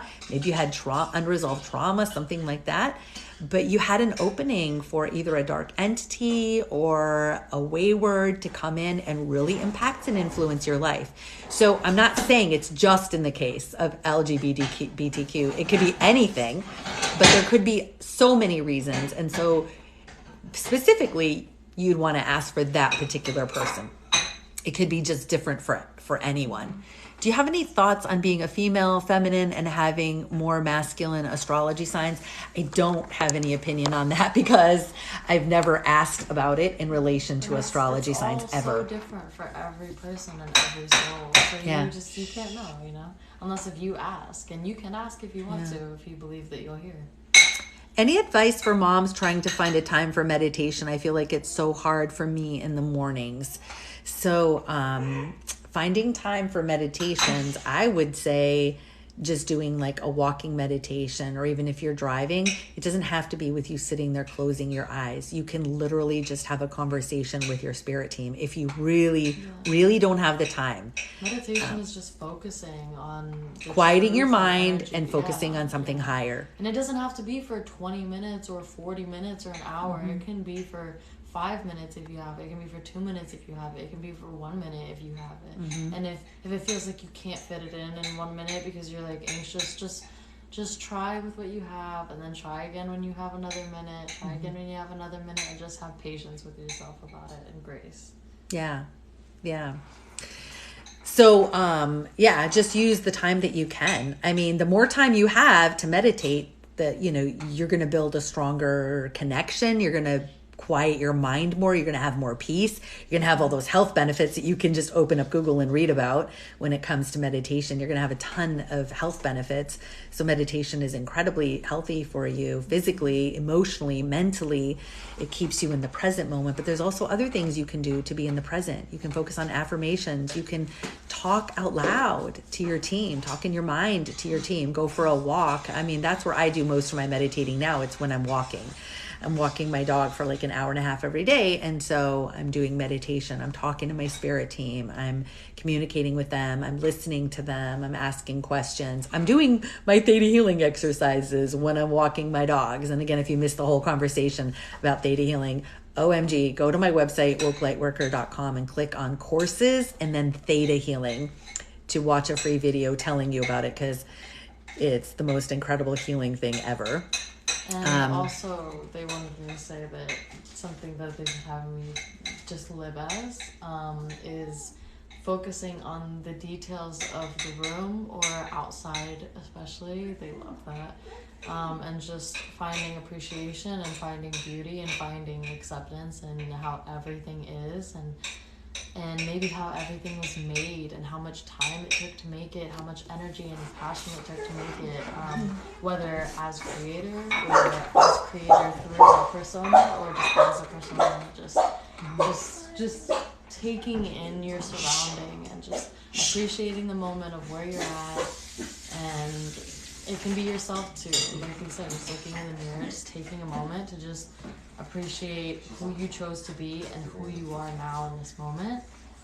Even if you're just like looking down, or just taking a second, if you have a moment, to focus on your body and think if you might have any pressure that you didn't notice, or any tightness or any discomfort, anything, and then just stretch it out, and don't like just say, let me stretch how I'm supposed to, and then stretch it out, and or dance it out or shake it out or whatever. Just anything like that. How do I meet friends like this community? That was a question. How do I meet? Hey. What the heck? It's my ex-husband. He's here. Let's show Come here, ex-husband. Come and say hi. Come here. Come here. Everybody want to see my ex-husband? He just came here. Come here. Come here. Come here. It's like live. It's the live. It's people on social media. Come and say hi. You can be famous. Anybody, you guys want to see my ex-husband? Come and see. Oh my god. Come here. Nuts? Come here. I'm not nuts. Come here. He got a nice new haircut. I like joking with him all the time. I totally joke with him all the time. Come on. Come here. You know you want to be famous. Why are you treating him like an object? Like, come here, let me show you. Okay, here he is. Man. That's my ex-husband. How are you? See, there he is. He's handsome. Isn't he handsome? He's handsome. He's handsome. He's the ex. Anybody want him? Pause, bro. I'll sell him really cheap. I'll sell him really cheap, guys. You can have... Okay.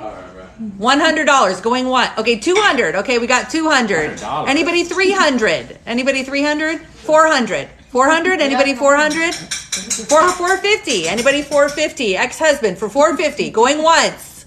Going twice. He got a new haircut. Okay, $450. I'll ship him free. FedEx free, okay? The box. I'll even close the lid. All right. Or leave it open so you can fall out. All right. Well. Oh my gosh. Spiritual lessons. Yeah. How to auction off an ex-husband. Auction off an ex-husband. I'm going to write a webinar on that, guys. How to auction off an ex-husband. That's crazy. Wow. All right. Oh, that's so funny. Well, thanks for stopping by and giving us some cheap entertainment. That's what he's good for, cheap entertainment. I know, right? That cheap entertainment. That's messed up. He only got $450 for you. That's cheap. That is a little cheap. You didn't wait till, going up. Yeah, I know. I should have waited a little so you got a little bit more. Nobody would want mine, she said. Nah, that's crazy. Who want that? Bro, people say. Well, He lives in Virginia. He's single. Come and get him. You can have my leftovers. Ooh. Wow. Dang. Sloppy seconds. Sloppy seconds. All right, guys. Enough. Back to the topic, guys. Come on, please. Now it's getting real. It's getting real. Yeah, we do. We get along. We get along. Obviously, joking with him like this, we do. He came to bring me money. Money. He's my money bag. You want a candy stick? All right, guys. Hey. Focus. Relax. Okay. I don't even know.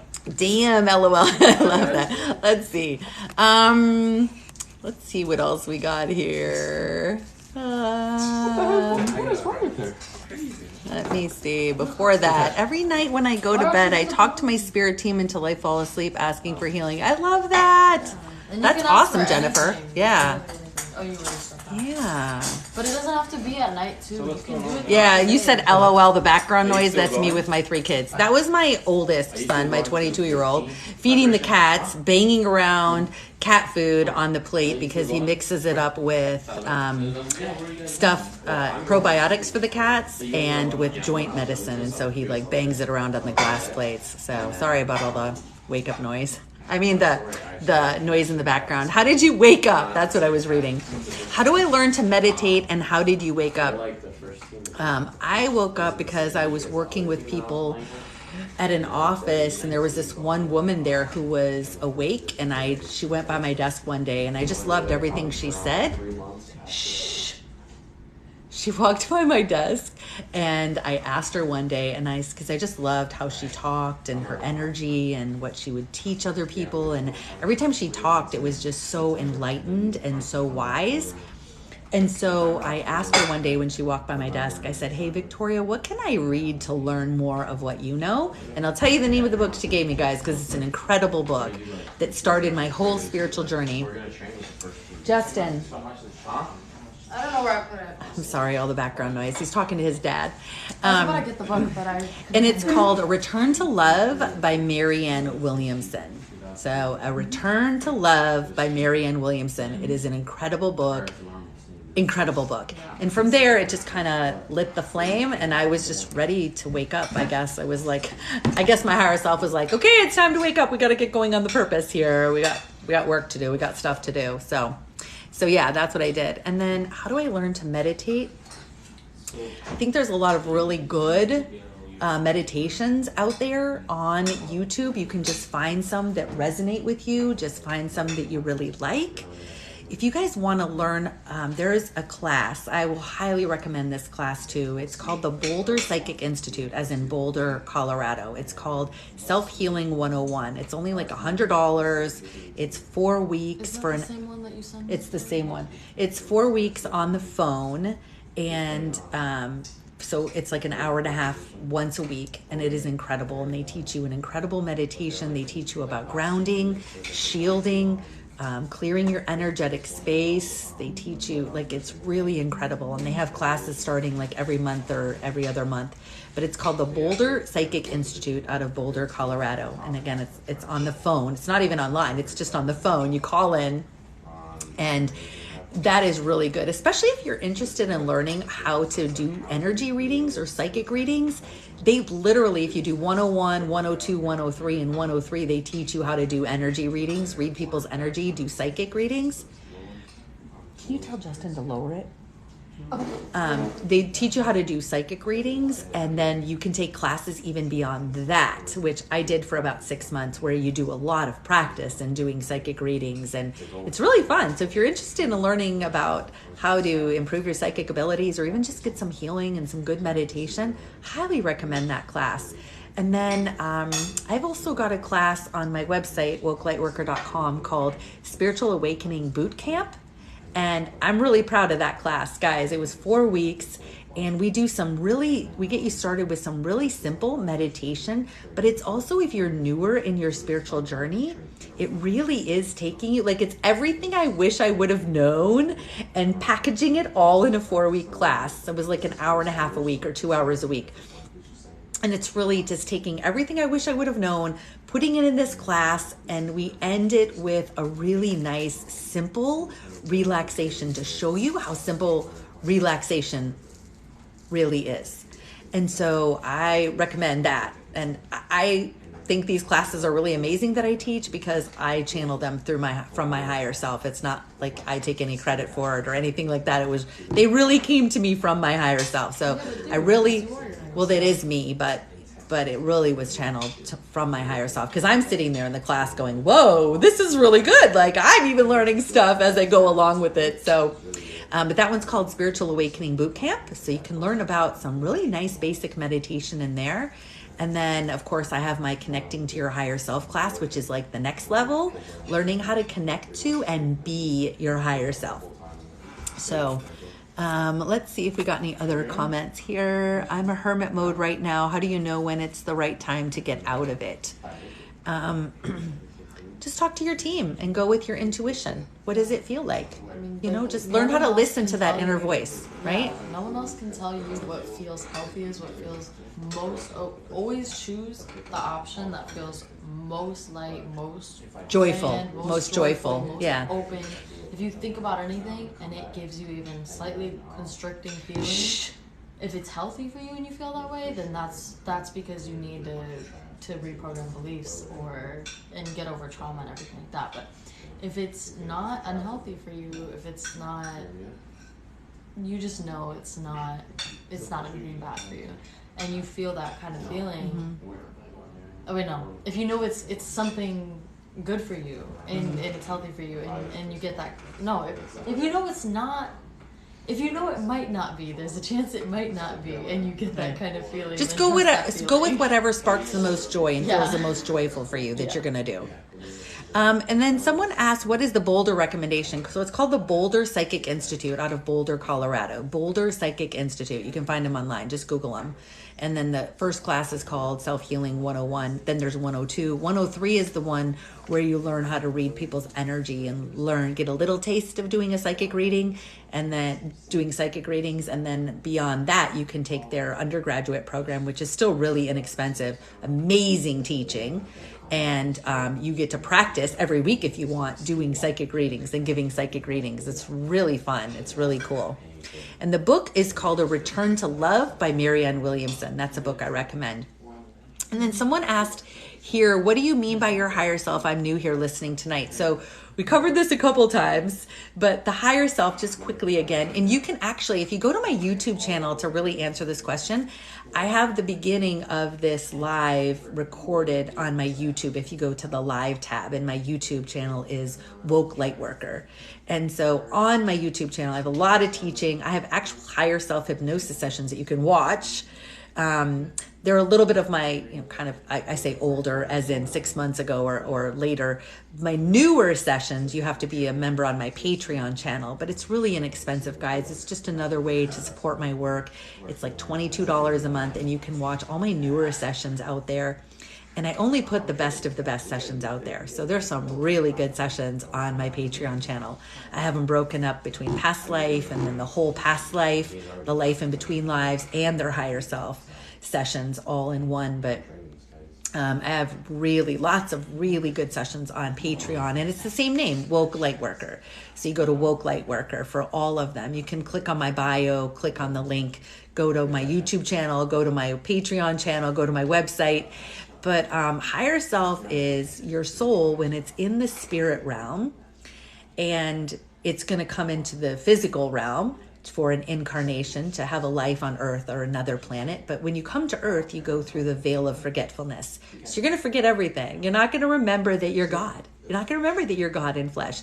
You're going to go down and you're going to create this thing called an ego. And that ego is going to really be dictating what you do, your beliefs, who you are. It's something you create when you're here in this lifetime. Help you learn specific lessons for each different lifetime. Right. And you adopt different beliefs, and a lot of them are other people's beliefs, and you adopt them on you anyway. So we're using the name Becky tonight. So Becky, you create Becky, and this is who Becky is, and Becky believes this, and Becky doesn't believe that, and Becky likes this, and Becky doesn't like that, and Becky has all these firm judgments and beliefs, and she's been through trauma, and she's been through drama and pain and heartache, and that's made her have a heart wall, or put up protection around her and guard, but that's her persona. That's her ego.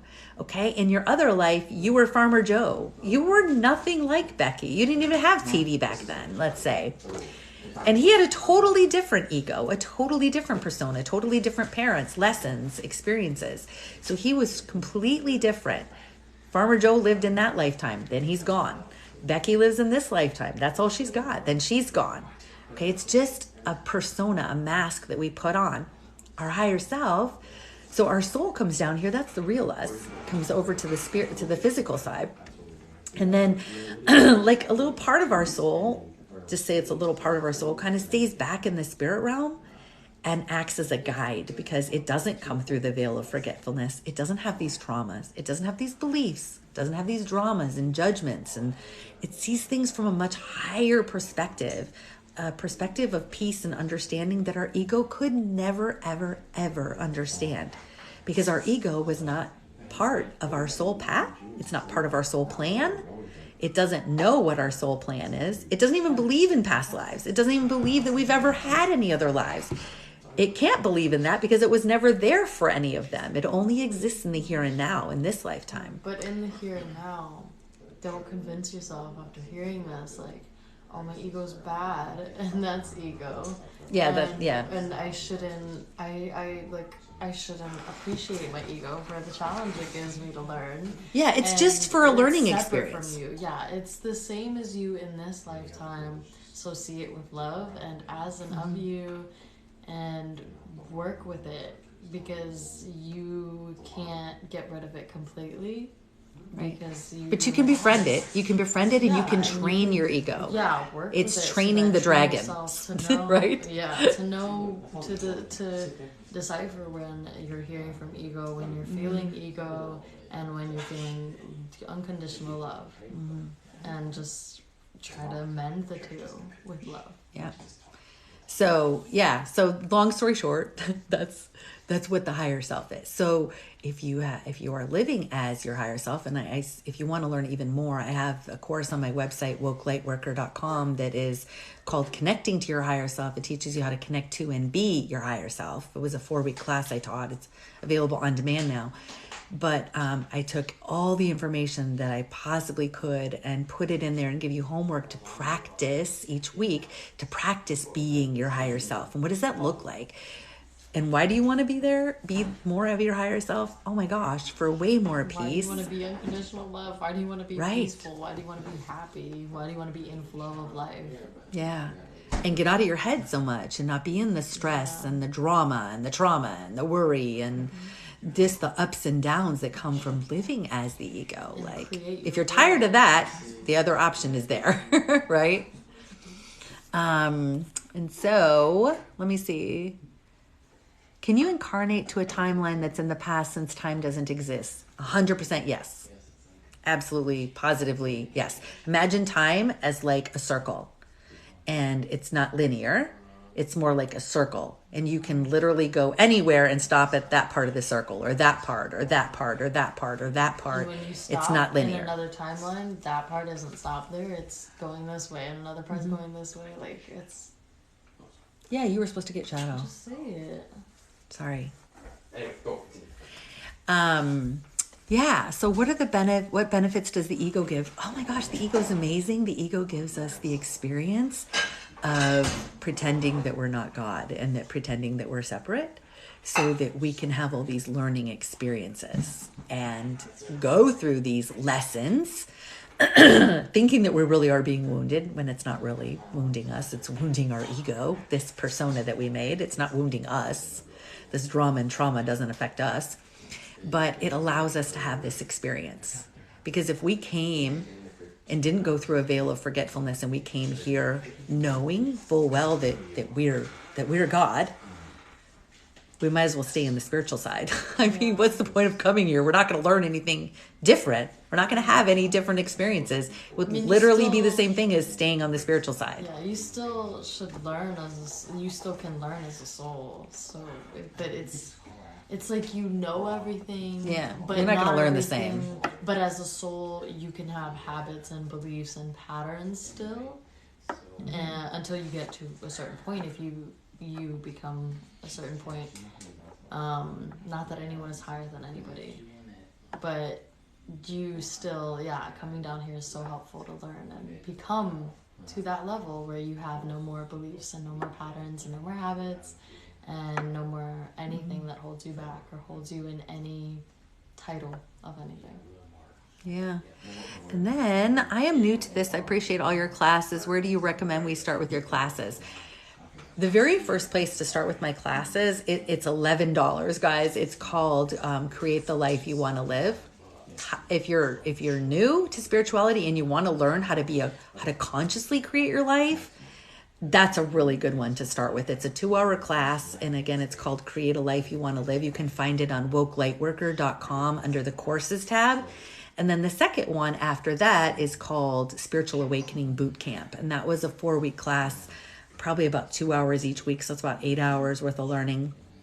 That is everything I wish I would have learned when I was newer on my spiritual journey.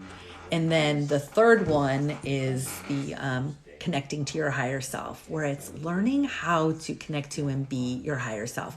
I also have a course out there. It's a 2-hour class that I did. It's not in any particular order. It's kind of standalone class. It's called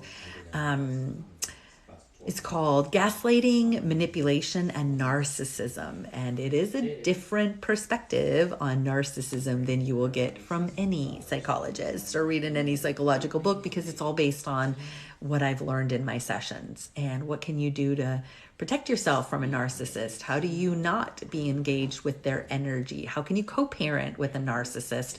It's a lot of information that I packed in 2 weeks. And then I have a free class out on my website, wokelightworker.com, also, that is called Starting a Spiritual Healing Business. So if you're even kind of interested in thinking about, gosh, that'd be really great to be a healer or start a spiritual business, even if it's just like in astrology or, doing psychic readings or whatever, and you don't consider that to be healing, but any kind of spiritual business, it's definitely for you. It's, I did it for free. You can find it out on my website.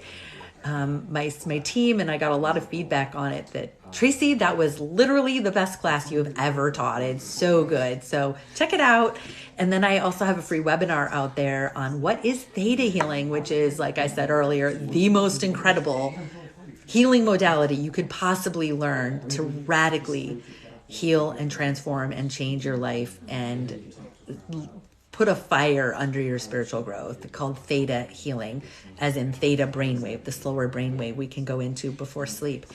But there's a free webinar out there on what is theta healing. So you can go to wokelightworker.com and look at that free. I think it's like a 38-minute webinar on that. And then I have a lot of my sessions on my YouTube channel. I have a lot of sessions on my Patreon channel under the name Woke Lightworker. I've got a lot on Instagram. If you guys are watching me on TikTok, go follow me on Instagram, because I don't think Instagram's going to get, I've been told by my team, I don't think that TikTok's going to get taken down. I think they're going to try to force a sale, but They've told me that too. yeah, I think they're trying to force the sale. And I knew Zuckerberg was behind it before people even started talking about it, because my team told me that Facebook was behind it. Let's all manifest that it's not. But anyway, just follow me on Instagram under the same name, Woke Lightworker. Just in case something happens with TikTok, I have all the same videos out on Instagram that I do on TikTok, but a lot more, because, you can put I have love notes from Higher Self from my sessions that are still shots, and I have a lot more, and stories that I put out there on my Instagram. So I do a lot more. I can do a lot more on Instagram. So follow me on Instagram on Woke Lightworker if you don't already follow me there. Your daughter's so pretty. Oh, I cherish. I'm going through my first breakup with a narcissist. Ooh, why don't I want to believe he is this way? Yeah, it's hard to realize that we've been bamboozled, right? And that we allowed ourselves to be caught up in that kind of situation. Like, oh my gosh, how did I even allow myself? How did this happen to me? I mean, I look at myself going, I am a really strong, independent woman. I mean, I am really strong. And I got involved with a narcissist who wreaked havoc in my life. That was my first marriage. It was awful. And it's like, people were like, but how did that happen to you? And I'm like, I don't know. Like, it's crazy to think about. It happens to the best of us, But right? your soul decided to do it, so it's like Yeah, I had karma to resolve with it. So it was part of my karma that I was balancing in this lifetime. So it was an awful experience. I do talk about that in my narcissist class. I give you guys my full story of my life. It was not pretty. Not pretty at all. It was really, really hard, and dealing with being married to a narcissist. But I really put in a lot of research and a lot of study and time, and also the information from my sessions and talking to many people's higher selves. Because most of my clients, because I was involved with a narcissist, most of my clients have narcissists in their lives. It's just kind of the way it happens. I attract clients with a lot of clients that have narcissists in their lives because I can teach it because I've lived it. But remember, if you don't want to feel that way anymore, then don't give it your energy, don't give it your thought anymore. Yeah, it's feel from it. She said, I think they're from another planet, perhaps hell. That's exactly what I talk about in there too. That a lot of them are shells. They're not light. They're not souls of light. So it's very interesting. But do you think they can change? Absolutely not. No, don't mean to, go against what anyone else might think. But I think even psychologists these days, in the training that I received on this from psychologists who have studied this in depth, the answer is it's a hard no. You can't. If someone has fleas, cancer is incurable. But they can't because they're not, the ones that are not human or they're possessed don't change, right? They can't change. They're not beings of light. You can't change a being that's not light into a being of light. Like it has to go up to creator. It's not going to change down here. So no, they don't change. If they're a narcissist, they're a narcissist. Now, if someone's not a full-blown narcissist, but they just have narcissistic tendencies, or we call fleas, because they slept with a dog that had fleas and now they've got fleas. They've got picked up qualities and characteristics of a narcissist. Maybe their dad was a narcissist or their mom was a narcissist and they've just got fleas and they're not a full-blown narcissist. Yes, they can if they are the ones who seek the help and if they are the ones that want to change. Obviously, I don't have to tell you guys this, you can't make a narcissist change. Or even someone who's got fleas from a narcissist. You're not going to make them change. The only one that can change anyone is themselves. So no, narcissists don't ever change. And you can change if you have one in your life, and they're still in your life if they're in your mind, and if they come up, then don't shame yourself or blame yourself or feel guilty for it coming up in your mind, but just take it as love and then try to analyze why they're coming up in your mind, what you were doing around that time, what you were, everything. Well, not only that, but what I do with a lot of my clients is these narcissists, because if they're a shell, if they don't have a human soul, like a soul of light, they have no light source. You are their energy source. And so they connect all kinds of cords to lots of people, especially you. If you are in a relationship or had a relationship, you've got to cut those cords. You've got to have your higher self. You've got to have your higher self shield yourself. You've got to learn how to shield yourself. If you guys need to learn how to shield yourself, go to my YouTube channel. Under the live videos, I did one called the 4 Must Do's Every Day. Go to my YouTube Woke Lightworker, and it's called the 4 Must Do's Every Day under the live tab. And you need to learn. You need to shield yourself. I teach you in that video how to cut cords, how to shield yourself, how to clear your energetic space, and then you want to ground yourself. So you want to do those 4 things regularly. Yeah. So like my client, several times a day. Yeah, my client today was told every time she's going to have any interaction with her narcissistic ex-husband, she should be shielding herself. She needs to shield her 6-year-old son every time before he goes over there. She needs to cut cords on him and her, clear his energetic space. Like, you really have to do a lot of work, and you cannot let yourself get emotional. Like, you've got to cut off that energy supply, because you are just supplying them with energy when you get emotional. You have to learn how to be totally neutral, totally cold and stoic with them. Otherwise, you're feeding them. And as long as you're feeding them, they're going to keep coming back for seconds and thirds and fourths. They're not going to leave you alone, because you are an energy source for them. So you've got to learn how to cut them off. That's a you thing, And learning how to cut them off. And if it's in your mind and you're thinking about them and it seems impossible for you to stop thinking about them, stop being upset about them, see if there's a pattern with someone else or some other situation or situations in your life that were the core before that, and then do digging on that, which is, it's the healing, but I mean. Yeah.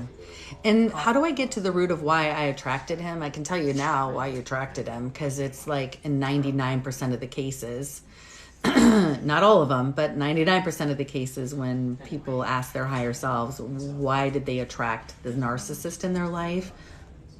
Why did they have a mom who's a narcissist or a dad who's a narcissist? It's because you wanted to come down and learn the lesson of putting yourself first, loving yourself, having healthy boundaries, and standing up for yourself and not being a people pleaser. Those are your lessons. But look back, if you want to go to the root, and it could be a soul thing. Yeah, it could be. Yes, it could be a soul agreement. But if there is like a core level root that you can find, look back to your childhood, look back to any other friendships or relationships, or anything within yourself, or like your family, just everything that comes up in your mind that you can think of. Ask them to help you. Help me dig into this. Help me go down this road and see what I'm missing, to help me through this, and just trust and believe and really actually truly want it for yourself. And then we got the question here, TikTok Nomani. How did you know the info is true? Because I know how to discern information when I listen to my higher self and my spirit team. So I learned information, excuse me, from experts, psychologists. I took training on narcissism and gaslighting.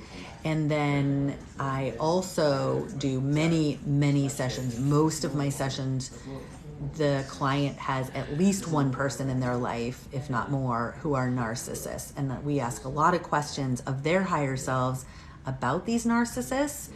And these are people who are all over the world. I do sessions all over the world, and mostly in the US, but I do have a lot of international clients that I've had. And when they have narcissists in their lives, and I hear the same things from all these people's higher selves who are not related, don't know each other, and it's similar and it's the same, then I believe it, because it's all these higher selves saying the same thing. So that's how I know this information's true. Let me see. That makes sense about learning to put myself first. It's very hard for me. Yep. I'm going to be doing a class on self-love. So that's coming up. So if you're not on my mailing list, definitely get on my mailing list. There's a link in TikTok and in my bio in Instagram also, where you can click to get on my mailing list, because I send out notifications when I have new classes coming up. How do I learn more about my recent past life? You can do it with a past life regression. So, bye, ex-husband. He came over to see the kids. Okay, did you ever regress twins? No, I haven't. I've never regressed twins. That would be fun.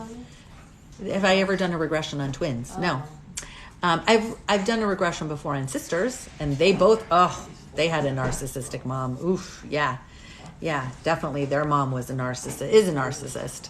So, yeah, that was interesting. Let me see what else.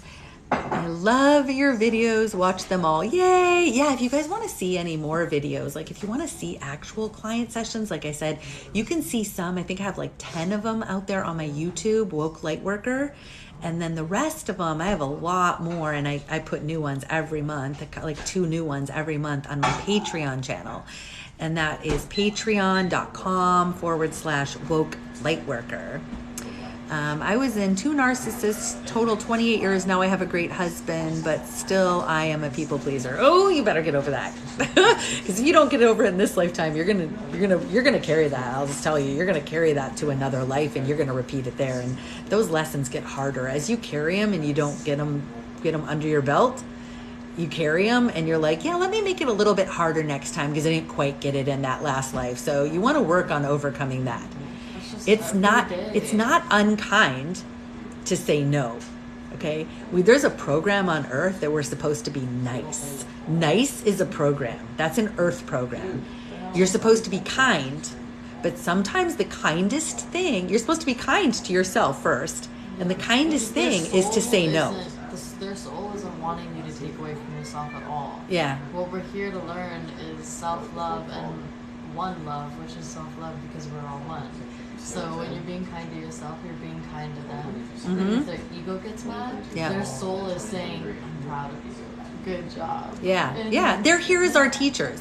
Guys, so when people are pushing your boundaries and pushing your limits and you're like, okay, I'll do it.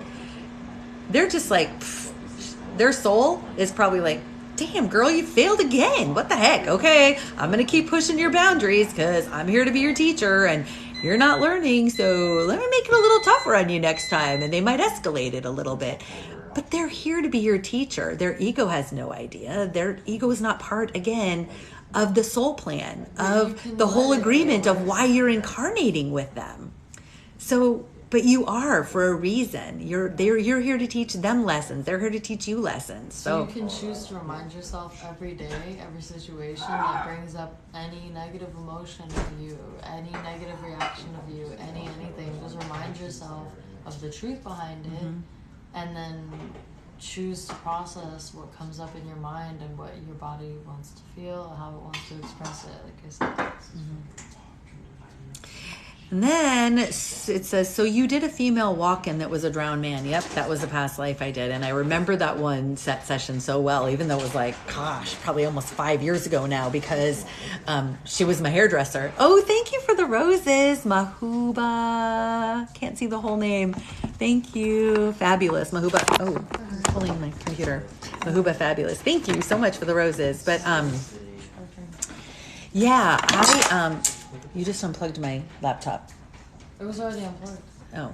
So, yeah, and she was my hairdresser. So that's why I remember that story so well. That, yeah, she was never afraid of water, was always swimming, loved the water until she was about 12 years old. And then all of a sudden at 12, she was terrified of the water. And it turns out that it was a soul that was a walk-in, came and walked in.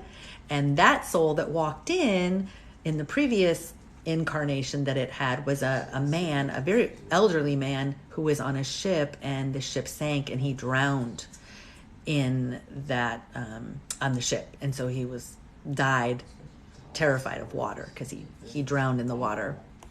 But anyway, so I'm going to leave you guys with this. Go to my website, wokelightworker.com. Check out the classes I have. I have that. It's only $11. It's called Create a Life You Want to Live. If you want to learn how to be a conscious creator and not just be run around by your ego mind, your personality all the time, learn how to actively, consciously change and create your life. It's a 2-hour class. I do have my gaslighting, manipulation, and narcissism 2-hour class out there.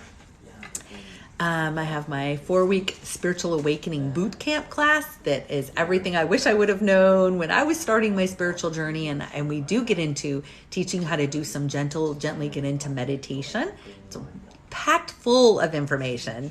And then packed full of even more information is my 4-week class it's called Connecting to Your Higher Self. And it's how to connect to and be and live as your higher self.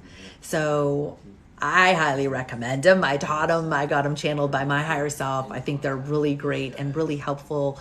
Wish I would have had those years ago. It would have, just really escalated my journey. But, and then also check out my Theta Healing classes listed under the courses tab, Theta Healing, and watch that 38-minute free video that I have, the webinar on what is Theta Healing and how it will literally radically transform your life and help you heal yourself from all your past trauma. You'll be able to explore past lives, heal past life trauma. You heal generational trauma with it. You heal trauma from this lifetime and all that stuff that you carry with you. Thank you for the cute dinosaur. It says Crazy Lady for the Tiny Diny. Oh, that's cute. That's cute name, Tiny Diny. I love that. Thank you so much. Tiny Diny. I love it. Are there any more questions? No. And so check out the Theta Healing. Like, the classes start in April. I have other ones starting in September if April doesn't work for you, but your life will never be the same. If you want to have healing, enlightenment, growth that you can use for the rest of your life, teach you how to do that. It's amazing. But you can't do just the first class. You're not gonna get what you want to get out of it. You're not gonna get the kind of healing I'm talking about by just doing the first class. So it's on the weekends. It's 2 3-day weekends, then 2 2-day weekends, and it's a total of 10 days. Sorry, it's a lot of background noise. Sorry, guys, but it's a total of 10 days, and it'll change your life. So, what age is your daughter? My daughter just turned 16. Show the balloons. March 19. We've got. Show the balloons. Well, I can't get the balloons right now. She's got 16. Oh. Yeah, look at my balloons. Wow. Okay. Anyway, she's got 16-year-old balloons, and anyway, took all her decorations down recently. But yeah, she's 16. You're welcome for thank you. You said thank you for all the good info. You're welcome. Oh, she said I'm a twin girl. Yay! Yeah, if you and your sister ever want to do a higher self hypnosis session, let me know. That'd be fun. That'd be interesting. So I'm going to end it here. Gosh, we have been live for 2.5 hours. I don't even know how to stop talking. 2 hours and 40 minutes, actually. That's crazy. So, and it's 11:11 Eastern time. What a perfect time to end. It's 11:11. So thank you guys for listening. Go check out my videos on Patreon and YouTube. And don't forget to follow me on Instagram. Don't forget to follow me on Instagram. Cherish, please. What? All I said was give me some ice cream. Keep it up. And so make sure you follow me on Instagram, because I don't know what's going to happen. Well, I kind of know what's going to happen with TikTok. But anyway, you never know what timelines can change and things can change. But to follow me on Instagram under Woke Lightworker, because I have a lot more stuff out there anyway. And I'm also live on Instagram. Don't have to just watch me on TikTok. So find me out there. Follow me on Instagram. And I hope you all have an amazing night. Thank you for spending the night with me and with my daughter, Cherish. Bye, everyone. Have a good night.